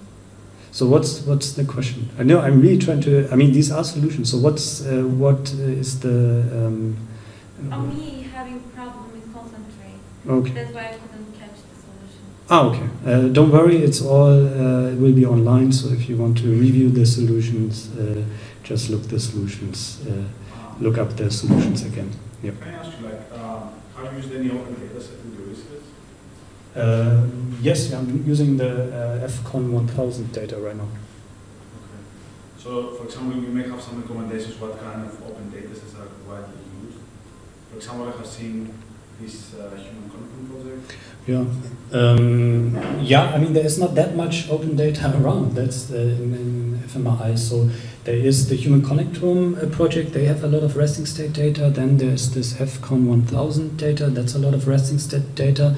And then there are the things that are available from Open Neuro, which is also task-based data. And they have like 200 data sets. We once had this comparison in this paper that the number of fMRI studies that have been published and the number of available data sets. Not all of the data that I worked on and that I collected is available because supervisors didn't want that. And I, at one point, don't push everyone to the brink of desperation. So there is not that much around, and then if you look into new studies, you should. But then there's also stuff, of course, now happening not in these big databases, but also on a more low level. So I think, for example, behavioral data is now often available via OSF. But with respect to fMRI data, EEG data, it's not that much. Yeah, that's what I can say about this. I think but the main issue is with the storage space, right? Like when you're trying to, because it's gigabytes of data and then... Yeah, but it's not that much. So fMRI data is really not that much data. That's so one point that's actually true. So OSF didn't have storage restriction for some time. So we have a study on OSF with restricted sharing, so data usage, and that's data use agreement, and that's fairly big. Well, not that big, but it's like 20 gig or something. And there didn't used to be a restriction. Now as more people use it, they have enforced, I think, an over restriction of 5 gig.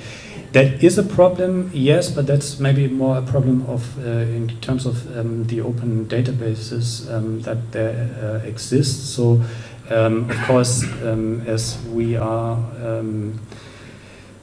in endless discussion with the university about research data management, it dribbles through that research data sharing is important. And of course, every university should just host their fucking research data and have it available. So I'm not. So and this is also, of course, one way. If there is, so that's one thing is raw data. In the end, these are not that massive data sets, and if you can store it on your computer, then you can also host it. Of course, it's always a question of scale, but for the still typical fMRI studies, which maybe on EEG studies or human studies, which use or have like 50 subjects or something like that, not these really large scale studies, it's not that much data in the end. You can store it on a computer, so you can host it on a server. And of course, you don't need to use these open data databases like OSF. So I wouldn't use OSF if the university would just have a proper research data management facility. So I'm just using OSF because it exists. It's probably set up, and having something like that set up at the university is maybe even not that sensible, so it could be much more centralized, and not every university has to do their own thing. But if it would have just been available at the time when I wanted to share the data, then of course I would have used that. And they should have enough storage space for the data that is acquired. Yeah. So there are reasons why we still need to talk about that, but let's go to bits now. So we might go back here. So bits is something that is not that old, but if you look into its history, it's a little bit older than it seems.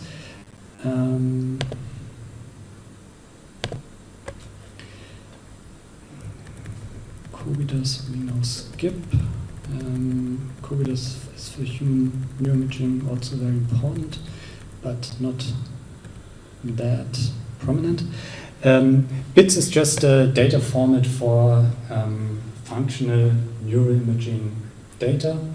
It has been proposed by the Poldrug group in 2016 in a paper. I think it was mentioned at conferences earlier, so I remember looking at the poster, but that was earlier in 2016. It's actually just the data structure, so folder structure and data formats that was part of OpenFMRI, which is the predecessor of OpenNeuro. So OpenFMRI was a website and a server that Russ Poldrug set up, I don't know, in 2010, 2012 or something like that. And of course, to share neuroimaging data, and there, of course, the idea was that people provide their data in a standardized way, and how this is provided is essentially bits. And for most data, so the thing is, of course, it always depends on the data that you have, and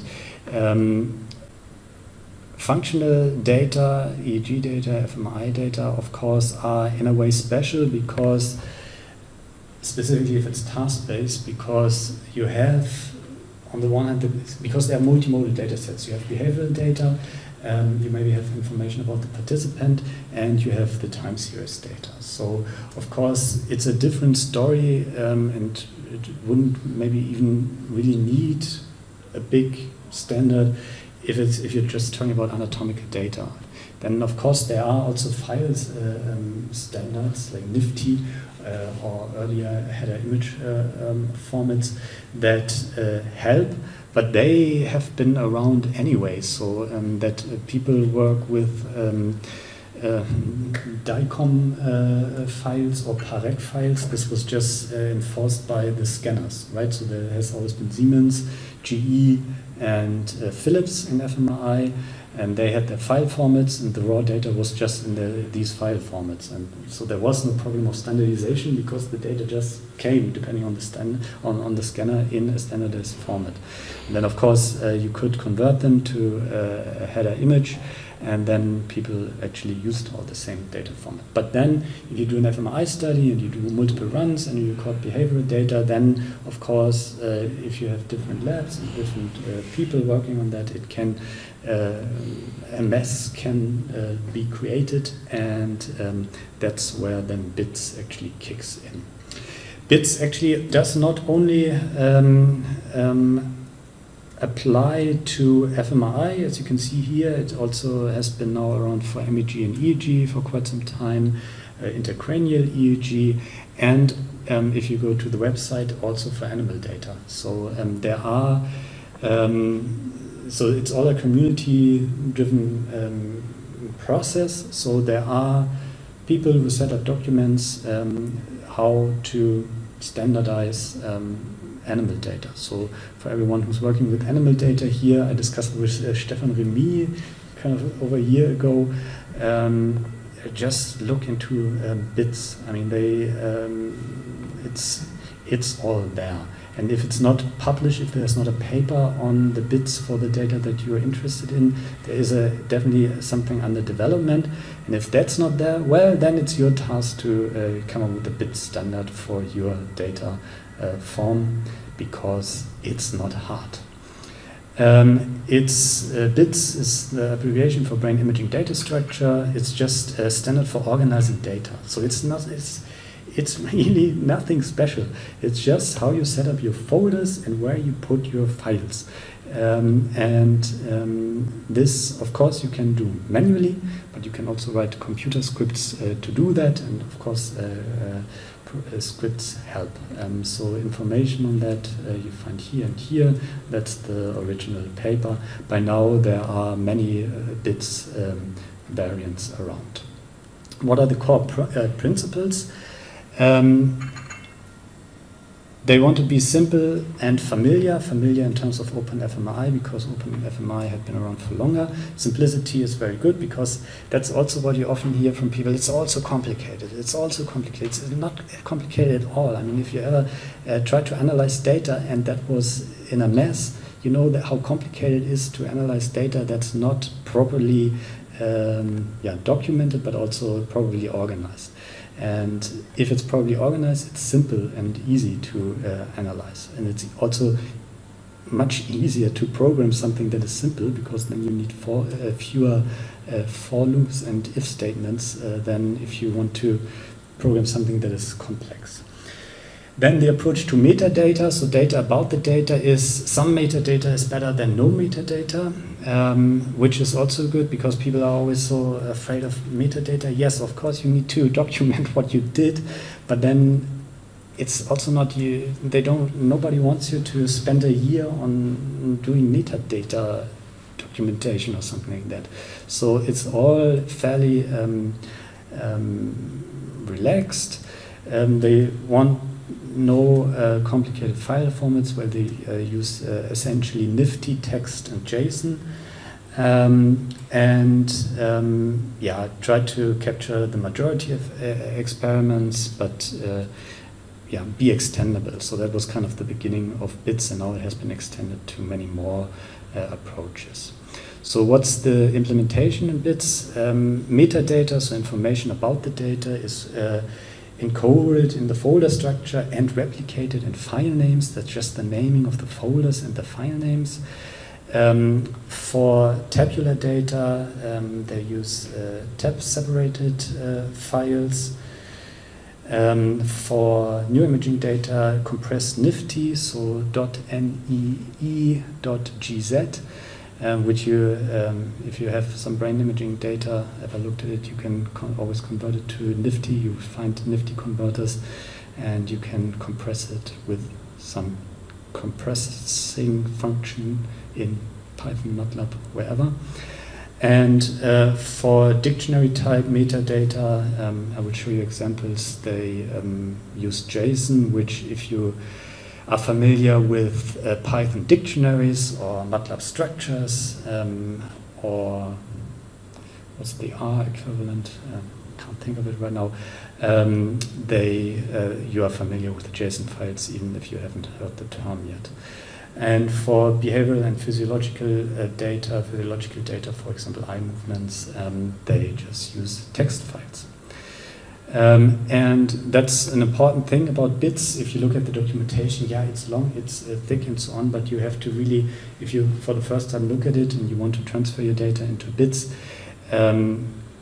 so of course, ideally, it depends on, maybe you have your data in a certain folder structure and so on, and now you want to switch to bits, but then of course in the next study that you're doing, you might want to start out with bits, and then you don't even have to do the step of adapting to bits.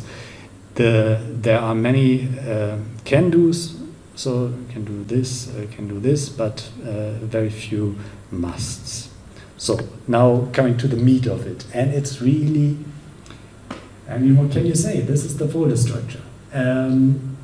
Usually in fMRI you would acquire some anatomical data and some functional data. Of course, in the documentation you find all sorts of ideas of what you can do if you acquire some other forms of data. But if you acquire from a participant anatomical and functional data, the idea is you have a participant folder, which you name by sub, and then the task that was done is control task, and then give it a number. Then you have an anatomical folder and a functional folder. In the anatomical folder, you put the T1 weighted image, so that's .negz image, and the JSON file. About those I will talk in a second. And in the functional, you put your nifty, here it's an NBAC task, that's also encoded here. So your time series in the nifty folder for your first session, for your second session, and so on. You might also call them runs. You should call them runs, not sessions, sorry. For your first run and your second run, that's cool. Yes, for your first run and your second run. And that's it. And of course, your data will already be in such a format. You might just not have called the functional data func, but you might have called it EPI or something like that. In anatomical, you might, maybe you have the anatomical here, yeah, then move it there. Maybe it's also will change, you not put it there, but right now it's like that.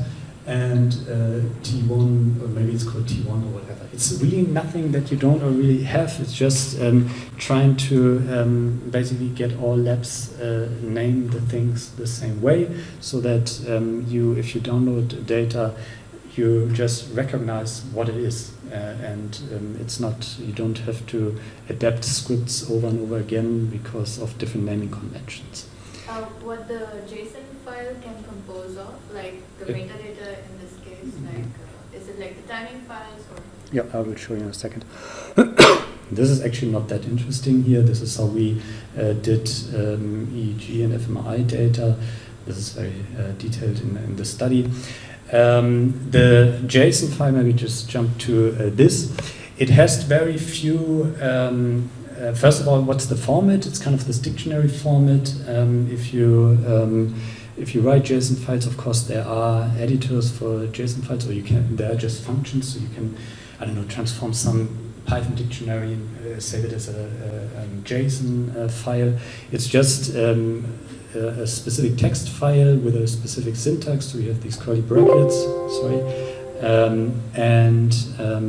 then you have key values, so you have the key, repetition time, so TR2, echo time, 0.3, flip angle, and so on.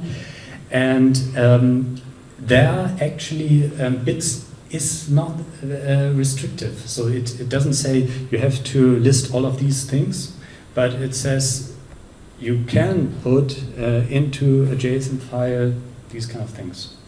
And of course, the more the merrier. With the specifically in terms of, this is just an example here with some scanning parameters. For scanning parameters, of course, it also the most of the information you of course get from the scanner that has the documentation of your of the sequence that you ran. So there you might also want to convert this maybe into a JSON file, and then you have all of this. But it's not that bits, and if you then, for example, bits wants you to name the multiband acceleration, and then you have to spend a month figuring out what the multiband acceleration of your sequence was. No, you don't.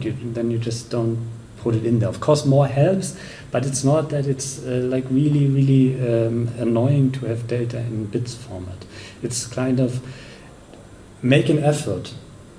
So that's kind of the idea.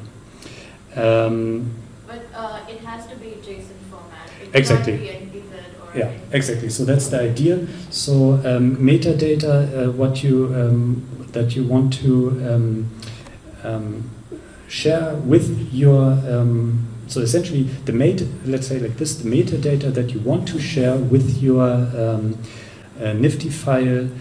And of course there are suggestions of what can be in there, and maybe if you download some data in bits format you can see what they put in there, and then you put the same in there.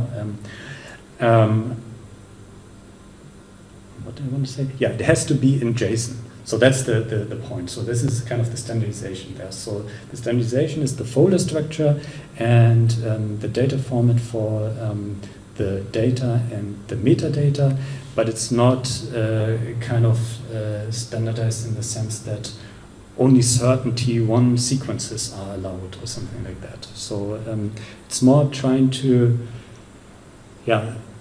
standardize what is easily standardized and still allow for variations and not enforcing things that are unreasonably enforced.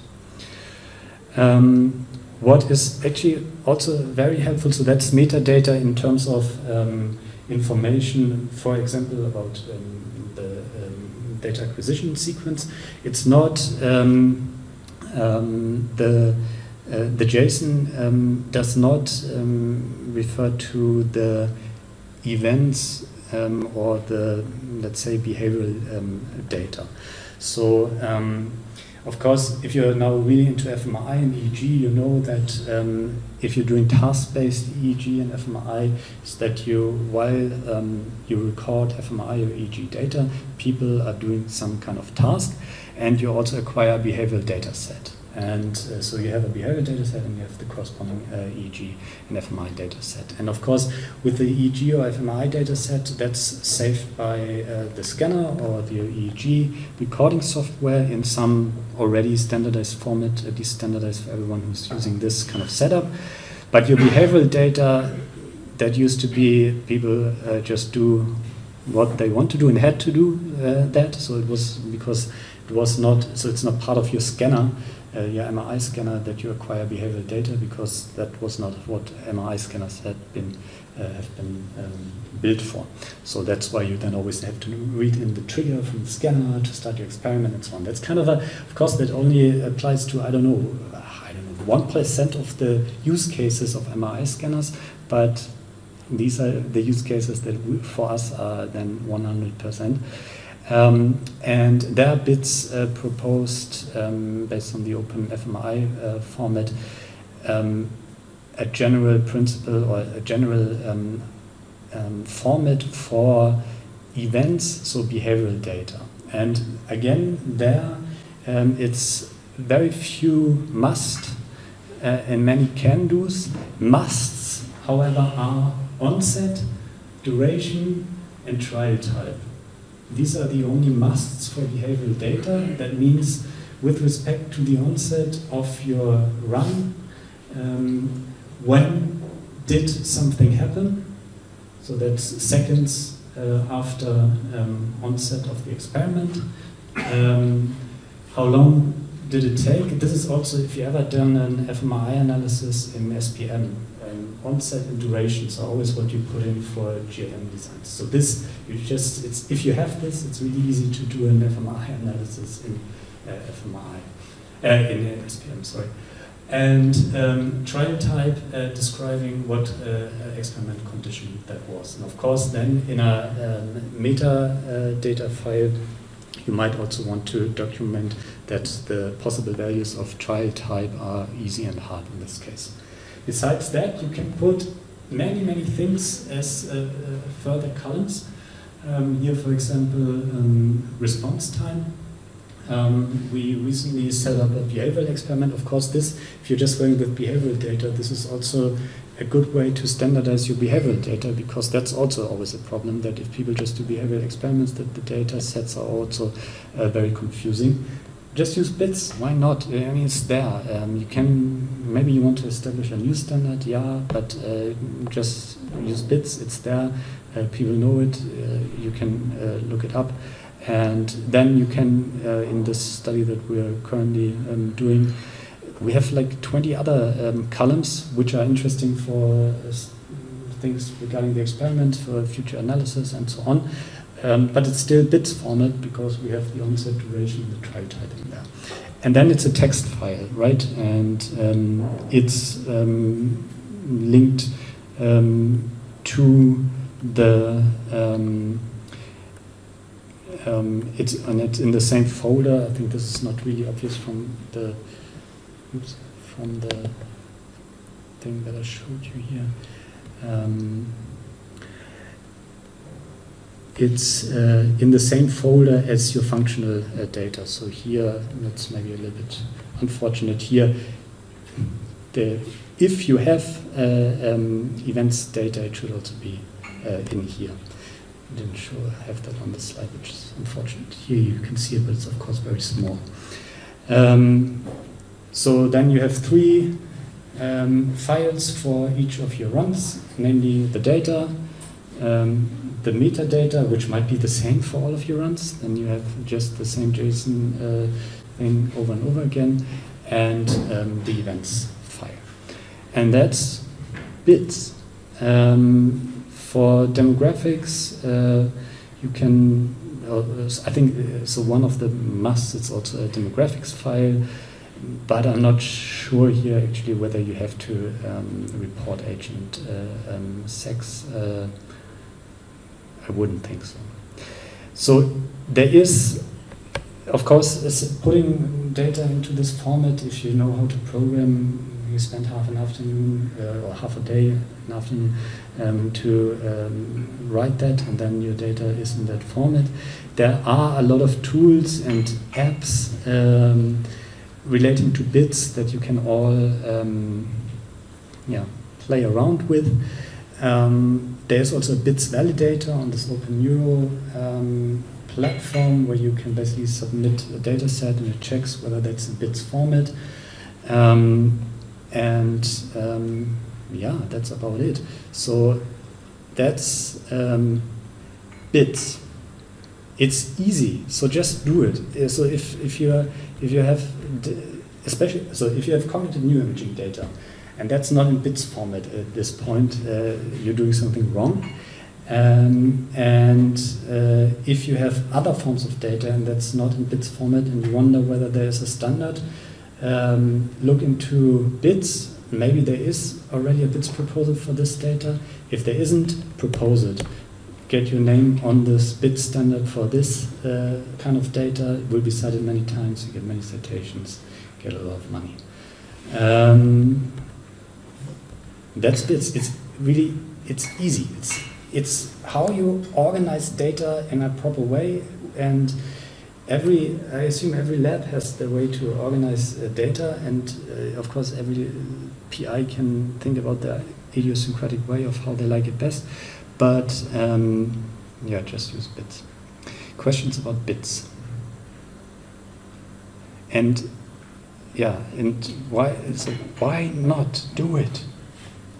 I just short question. This the table or tabular separated file you show, is it like a TSV or also text? Because you talk text files or yeah, that's text JSON and nifty. The problem is no, yeah. So CSV, TSV. Yeah, TSV. Yeah, CSV, TSV. So I think in the official recommendation it's a TSV. Okay. So it should be TSV, but you find also CSV.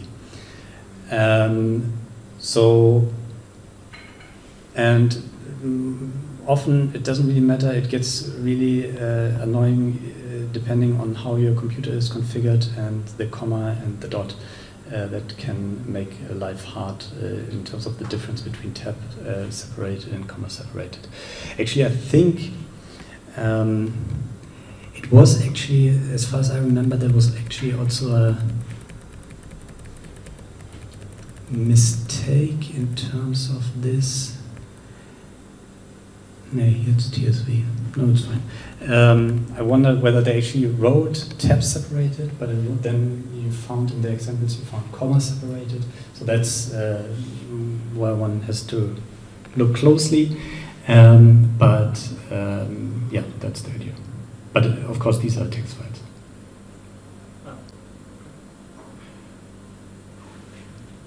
Okay.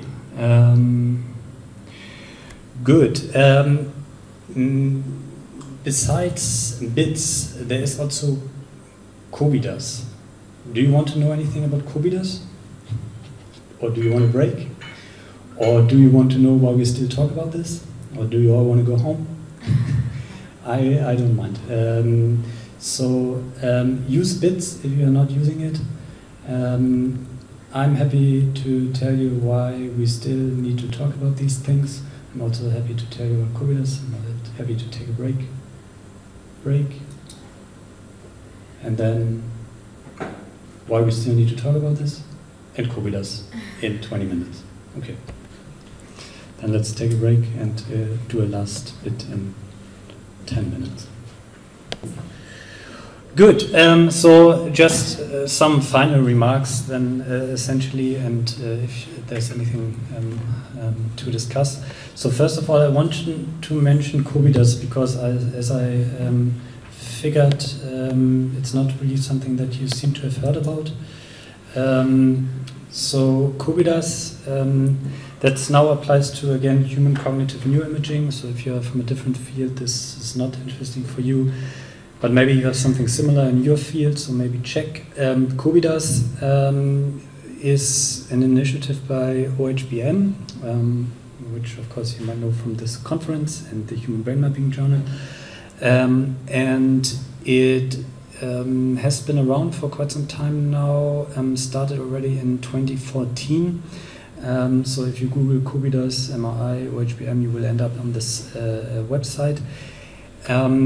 And it's a white paper, if you want, on how to report an imaging study. It exists for MRI and for MEG.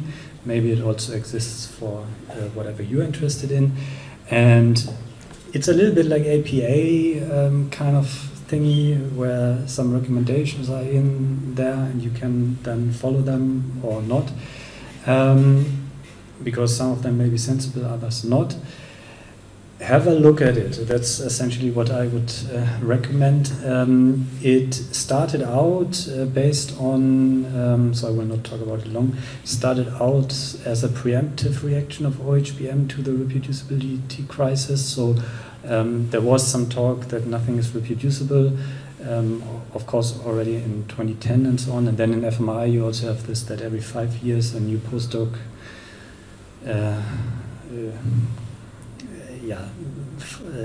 realizes that something like multiple testing and multiple testing exists in fMRI and says everybody's doing everything wrong for the last 30 years.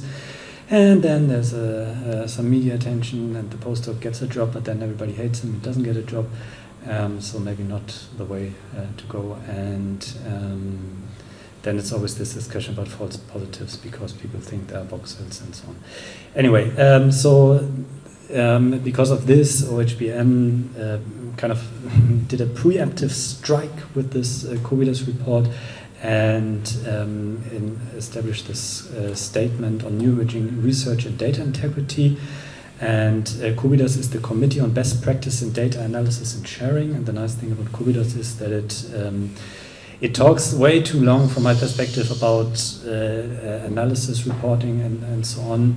But it also gives some ideas about data sharing. And I will now skip most of this.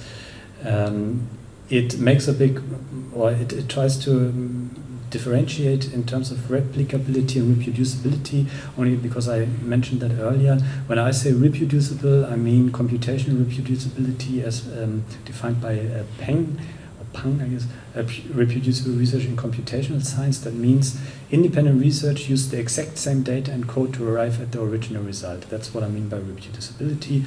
Replicability, I mean independent researchers use independent data and possibly distinct methods to arrive at the same original conclusion. That, of course, is new data, and then it might be replicable or not. We don't know. And this is also something that I think there cannot be really a replicability crisis, because if everything was done proper, of course, yeah, you can start about p-hacking and publication bias and so on. But in the end, yes, if you have new data and use maybe even slightly different methods, yeah, something else comes out. But things should be reproducible in the sense that what is published should be reproducible based on what the authors have done. But they go into much more fine-grained details there. That's not something interesting. They establish some common nomenclature. So if you ever wondered whether you should call it session or run, they finally settled this debate and said it's called a run. And that's good. Then they describe events and blocks, so it helps with how we talk about what we are doing. Then they have a lot of content on these kind of things, but there it's more about that you know what you're doing. And they talk about data sharing, and this is where they make some points, and they do the following. It does not mean available upon request, so they make that clear that this is not what OHBM has in mind when they talk about data sharing. It should adhere to the FAIR principles. If you don't know what the FAIR principles are, look at our website. We have a long talk on FAIR principles, but you can also Google it and you find a lot on FAIR principles. We can have the workshop next year on FAIR principles.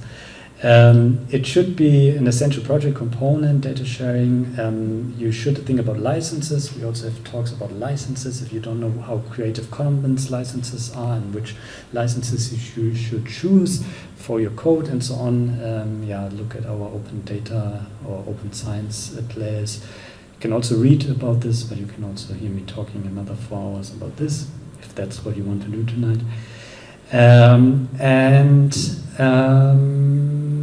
It should include data analysis pipeline scripts. That's clear. Should happen at the time of study publication. I think it should happen at the time of study manuscript submission.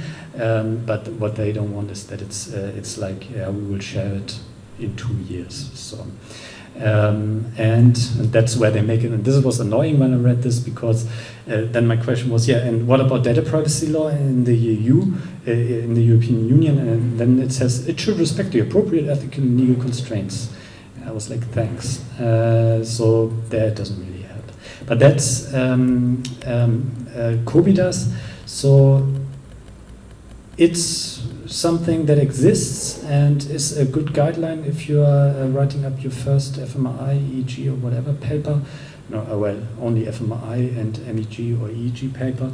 And why not follow some best practices? And if you then know better, like because I know everything better, then do it like you think it's better, but at least adhere to this standard. So have a look at it if you have never heard about it. Yeah, so that's Kobidas, and then finally, I actually want to share a little bit of why we still talk about this. And that's fine.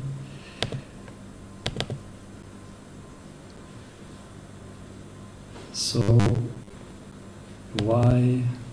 I'm not quite sure. So if this is what you've been trained to do throughout your academic career, starting from the bachelor level, then sorry for the many repeats. Although from what I always see in the papers that are coming out in not all journals, but many journals these days, I somehow have the feeling it's still not achieved. And so that everybody is following open methods and open data. And why not?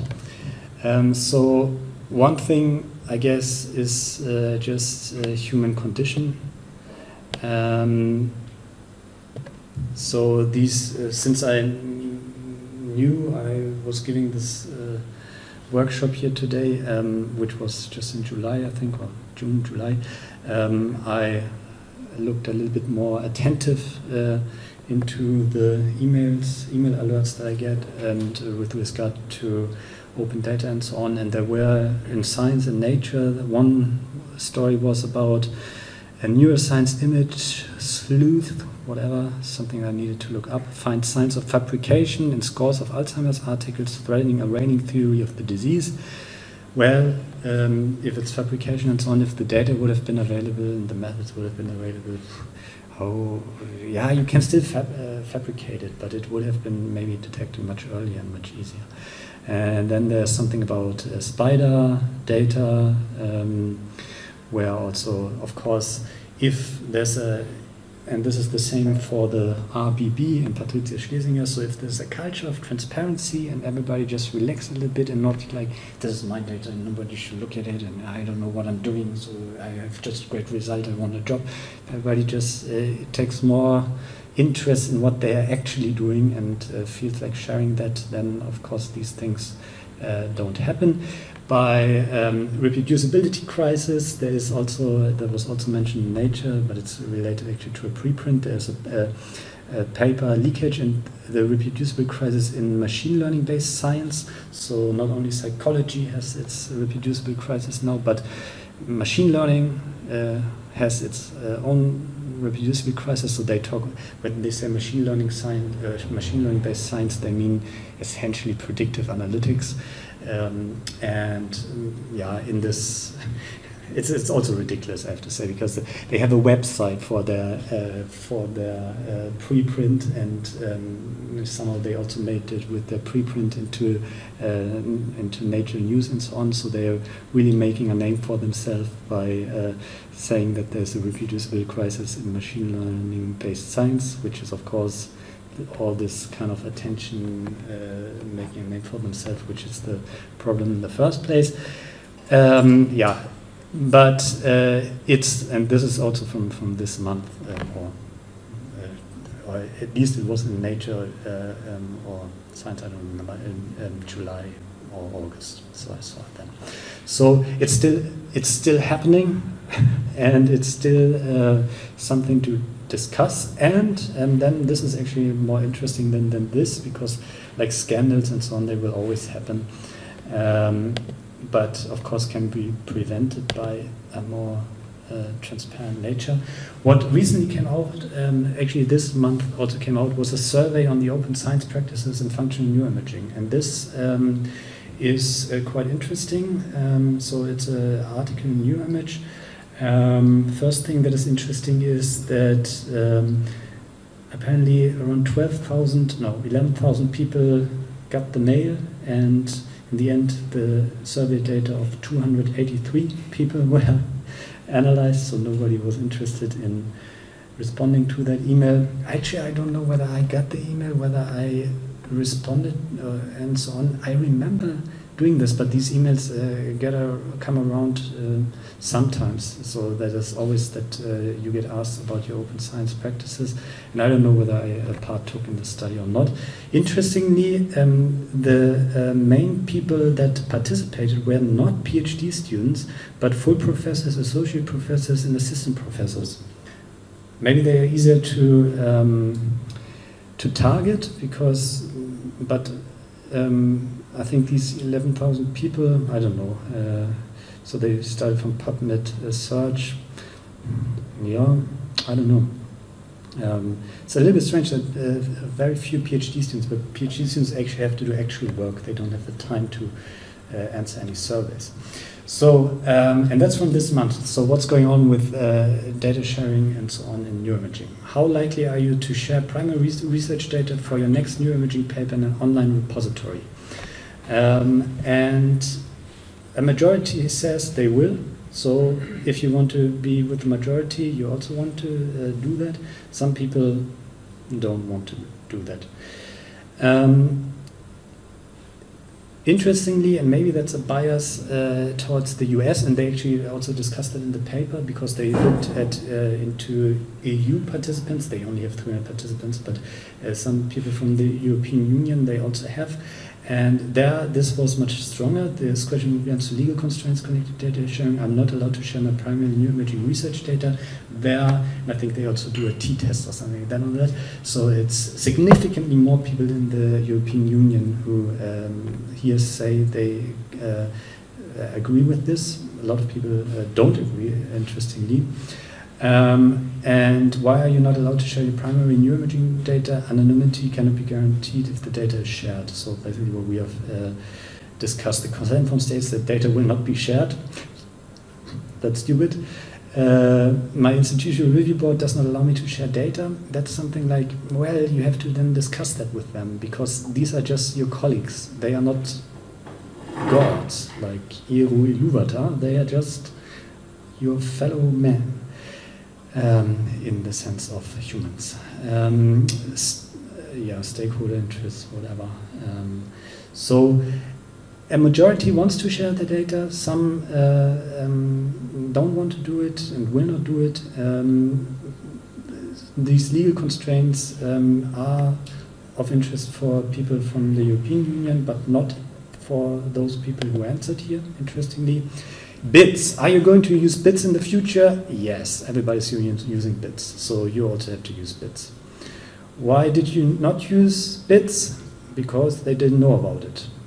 Had no time to implement it in my lab, had no time to learn about it. Well, you have spent this time now lacking technical expertise to get bits conversion running. Okay, that's really bad, then you should maybe stop doing research or really train yourself. Now, currently implementing it, good. I use different standard format than bits. Why? Not relevant for me in my lab. Okay. Which bits converter they used? So there are these bits converters, and then which software they use. So what the main point here? This is of course all very small and so on. The main point is bits is by these people who answered this survey, they will use bits. So everybody should use bits. People are aware of it because it also only makes sense, of course, to use a data standard if other people are aware of it. If you use bits but nobody uses else, and nobody else uses bits, then there's no point, right? Yeah. So that was the current state of affairs. So the majority actually wants to share. Some people don't want to share. So there's still some people who need to be convinced, but those people who want to share, want to use bits, so you should use bits and make your research transparent, and then you can just hope that people value that because that's the other thing. It requires some work, and if you're doing nice work, you want that people also look at it and say, that's a good job, and they don't look at only, I mean, it's fine if you publish high impact journals in Nature or whatever, that's great, but you don't want people to just look at the name of your journal and say, oh, that's a good scientist, and or if it's not one of the high impact journals, say, oh, there must be a bad scientist, because that's something completely different than the actual work. And that's also how you should value and how you should evaluate research output. Look at the actual work and not the name of the journal if you are interested in if something is good or not. Good. Any questions? No? Good. Then we are done. And maybe we meet again if you're interested in Bayesian inference in October. Yay. Bayesian inference. It's good. Good. Then, yeah, thanks and see you and have fun and so on.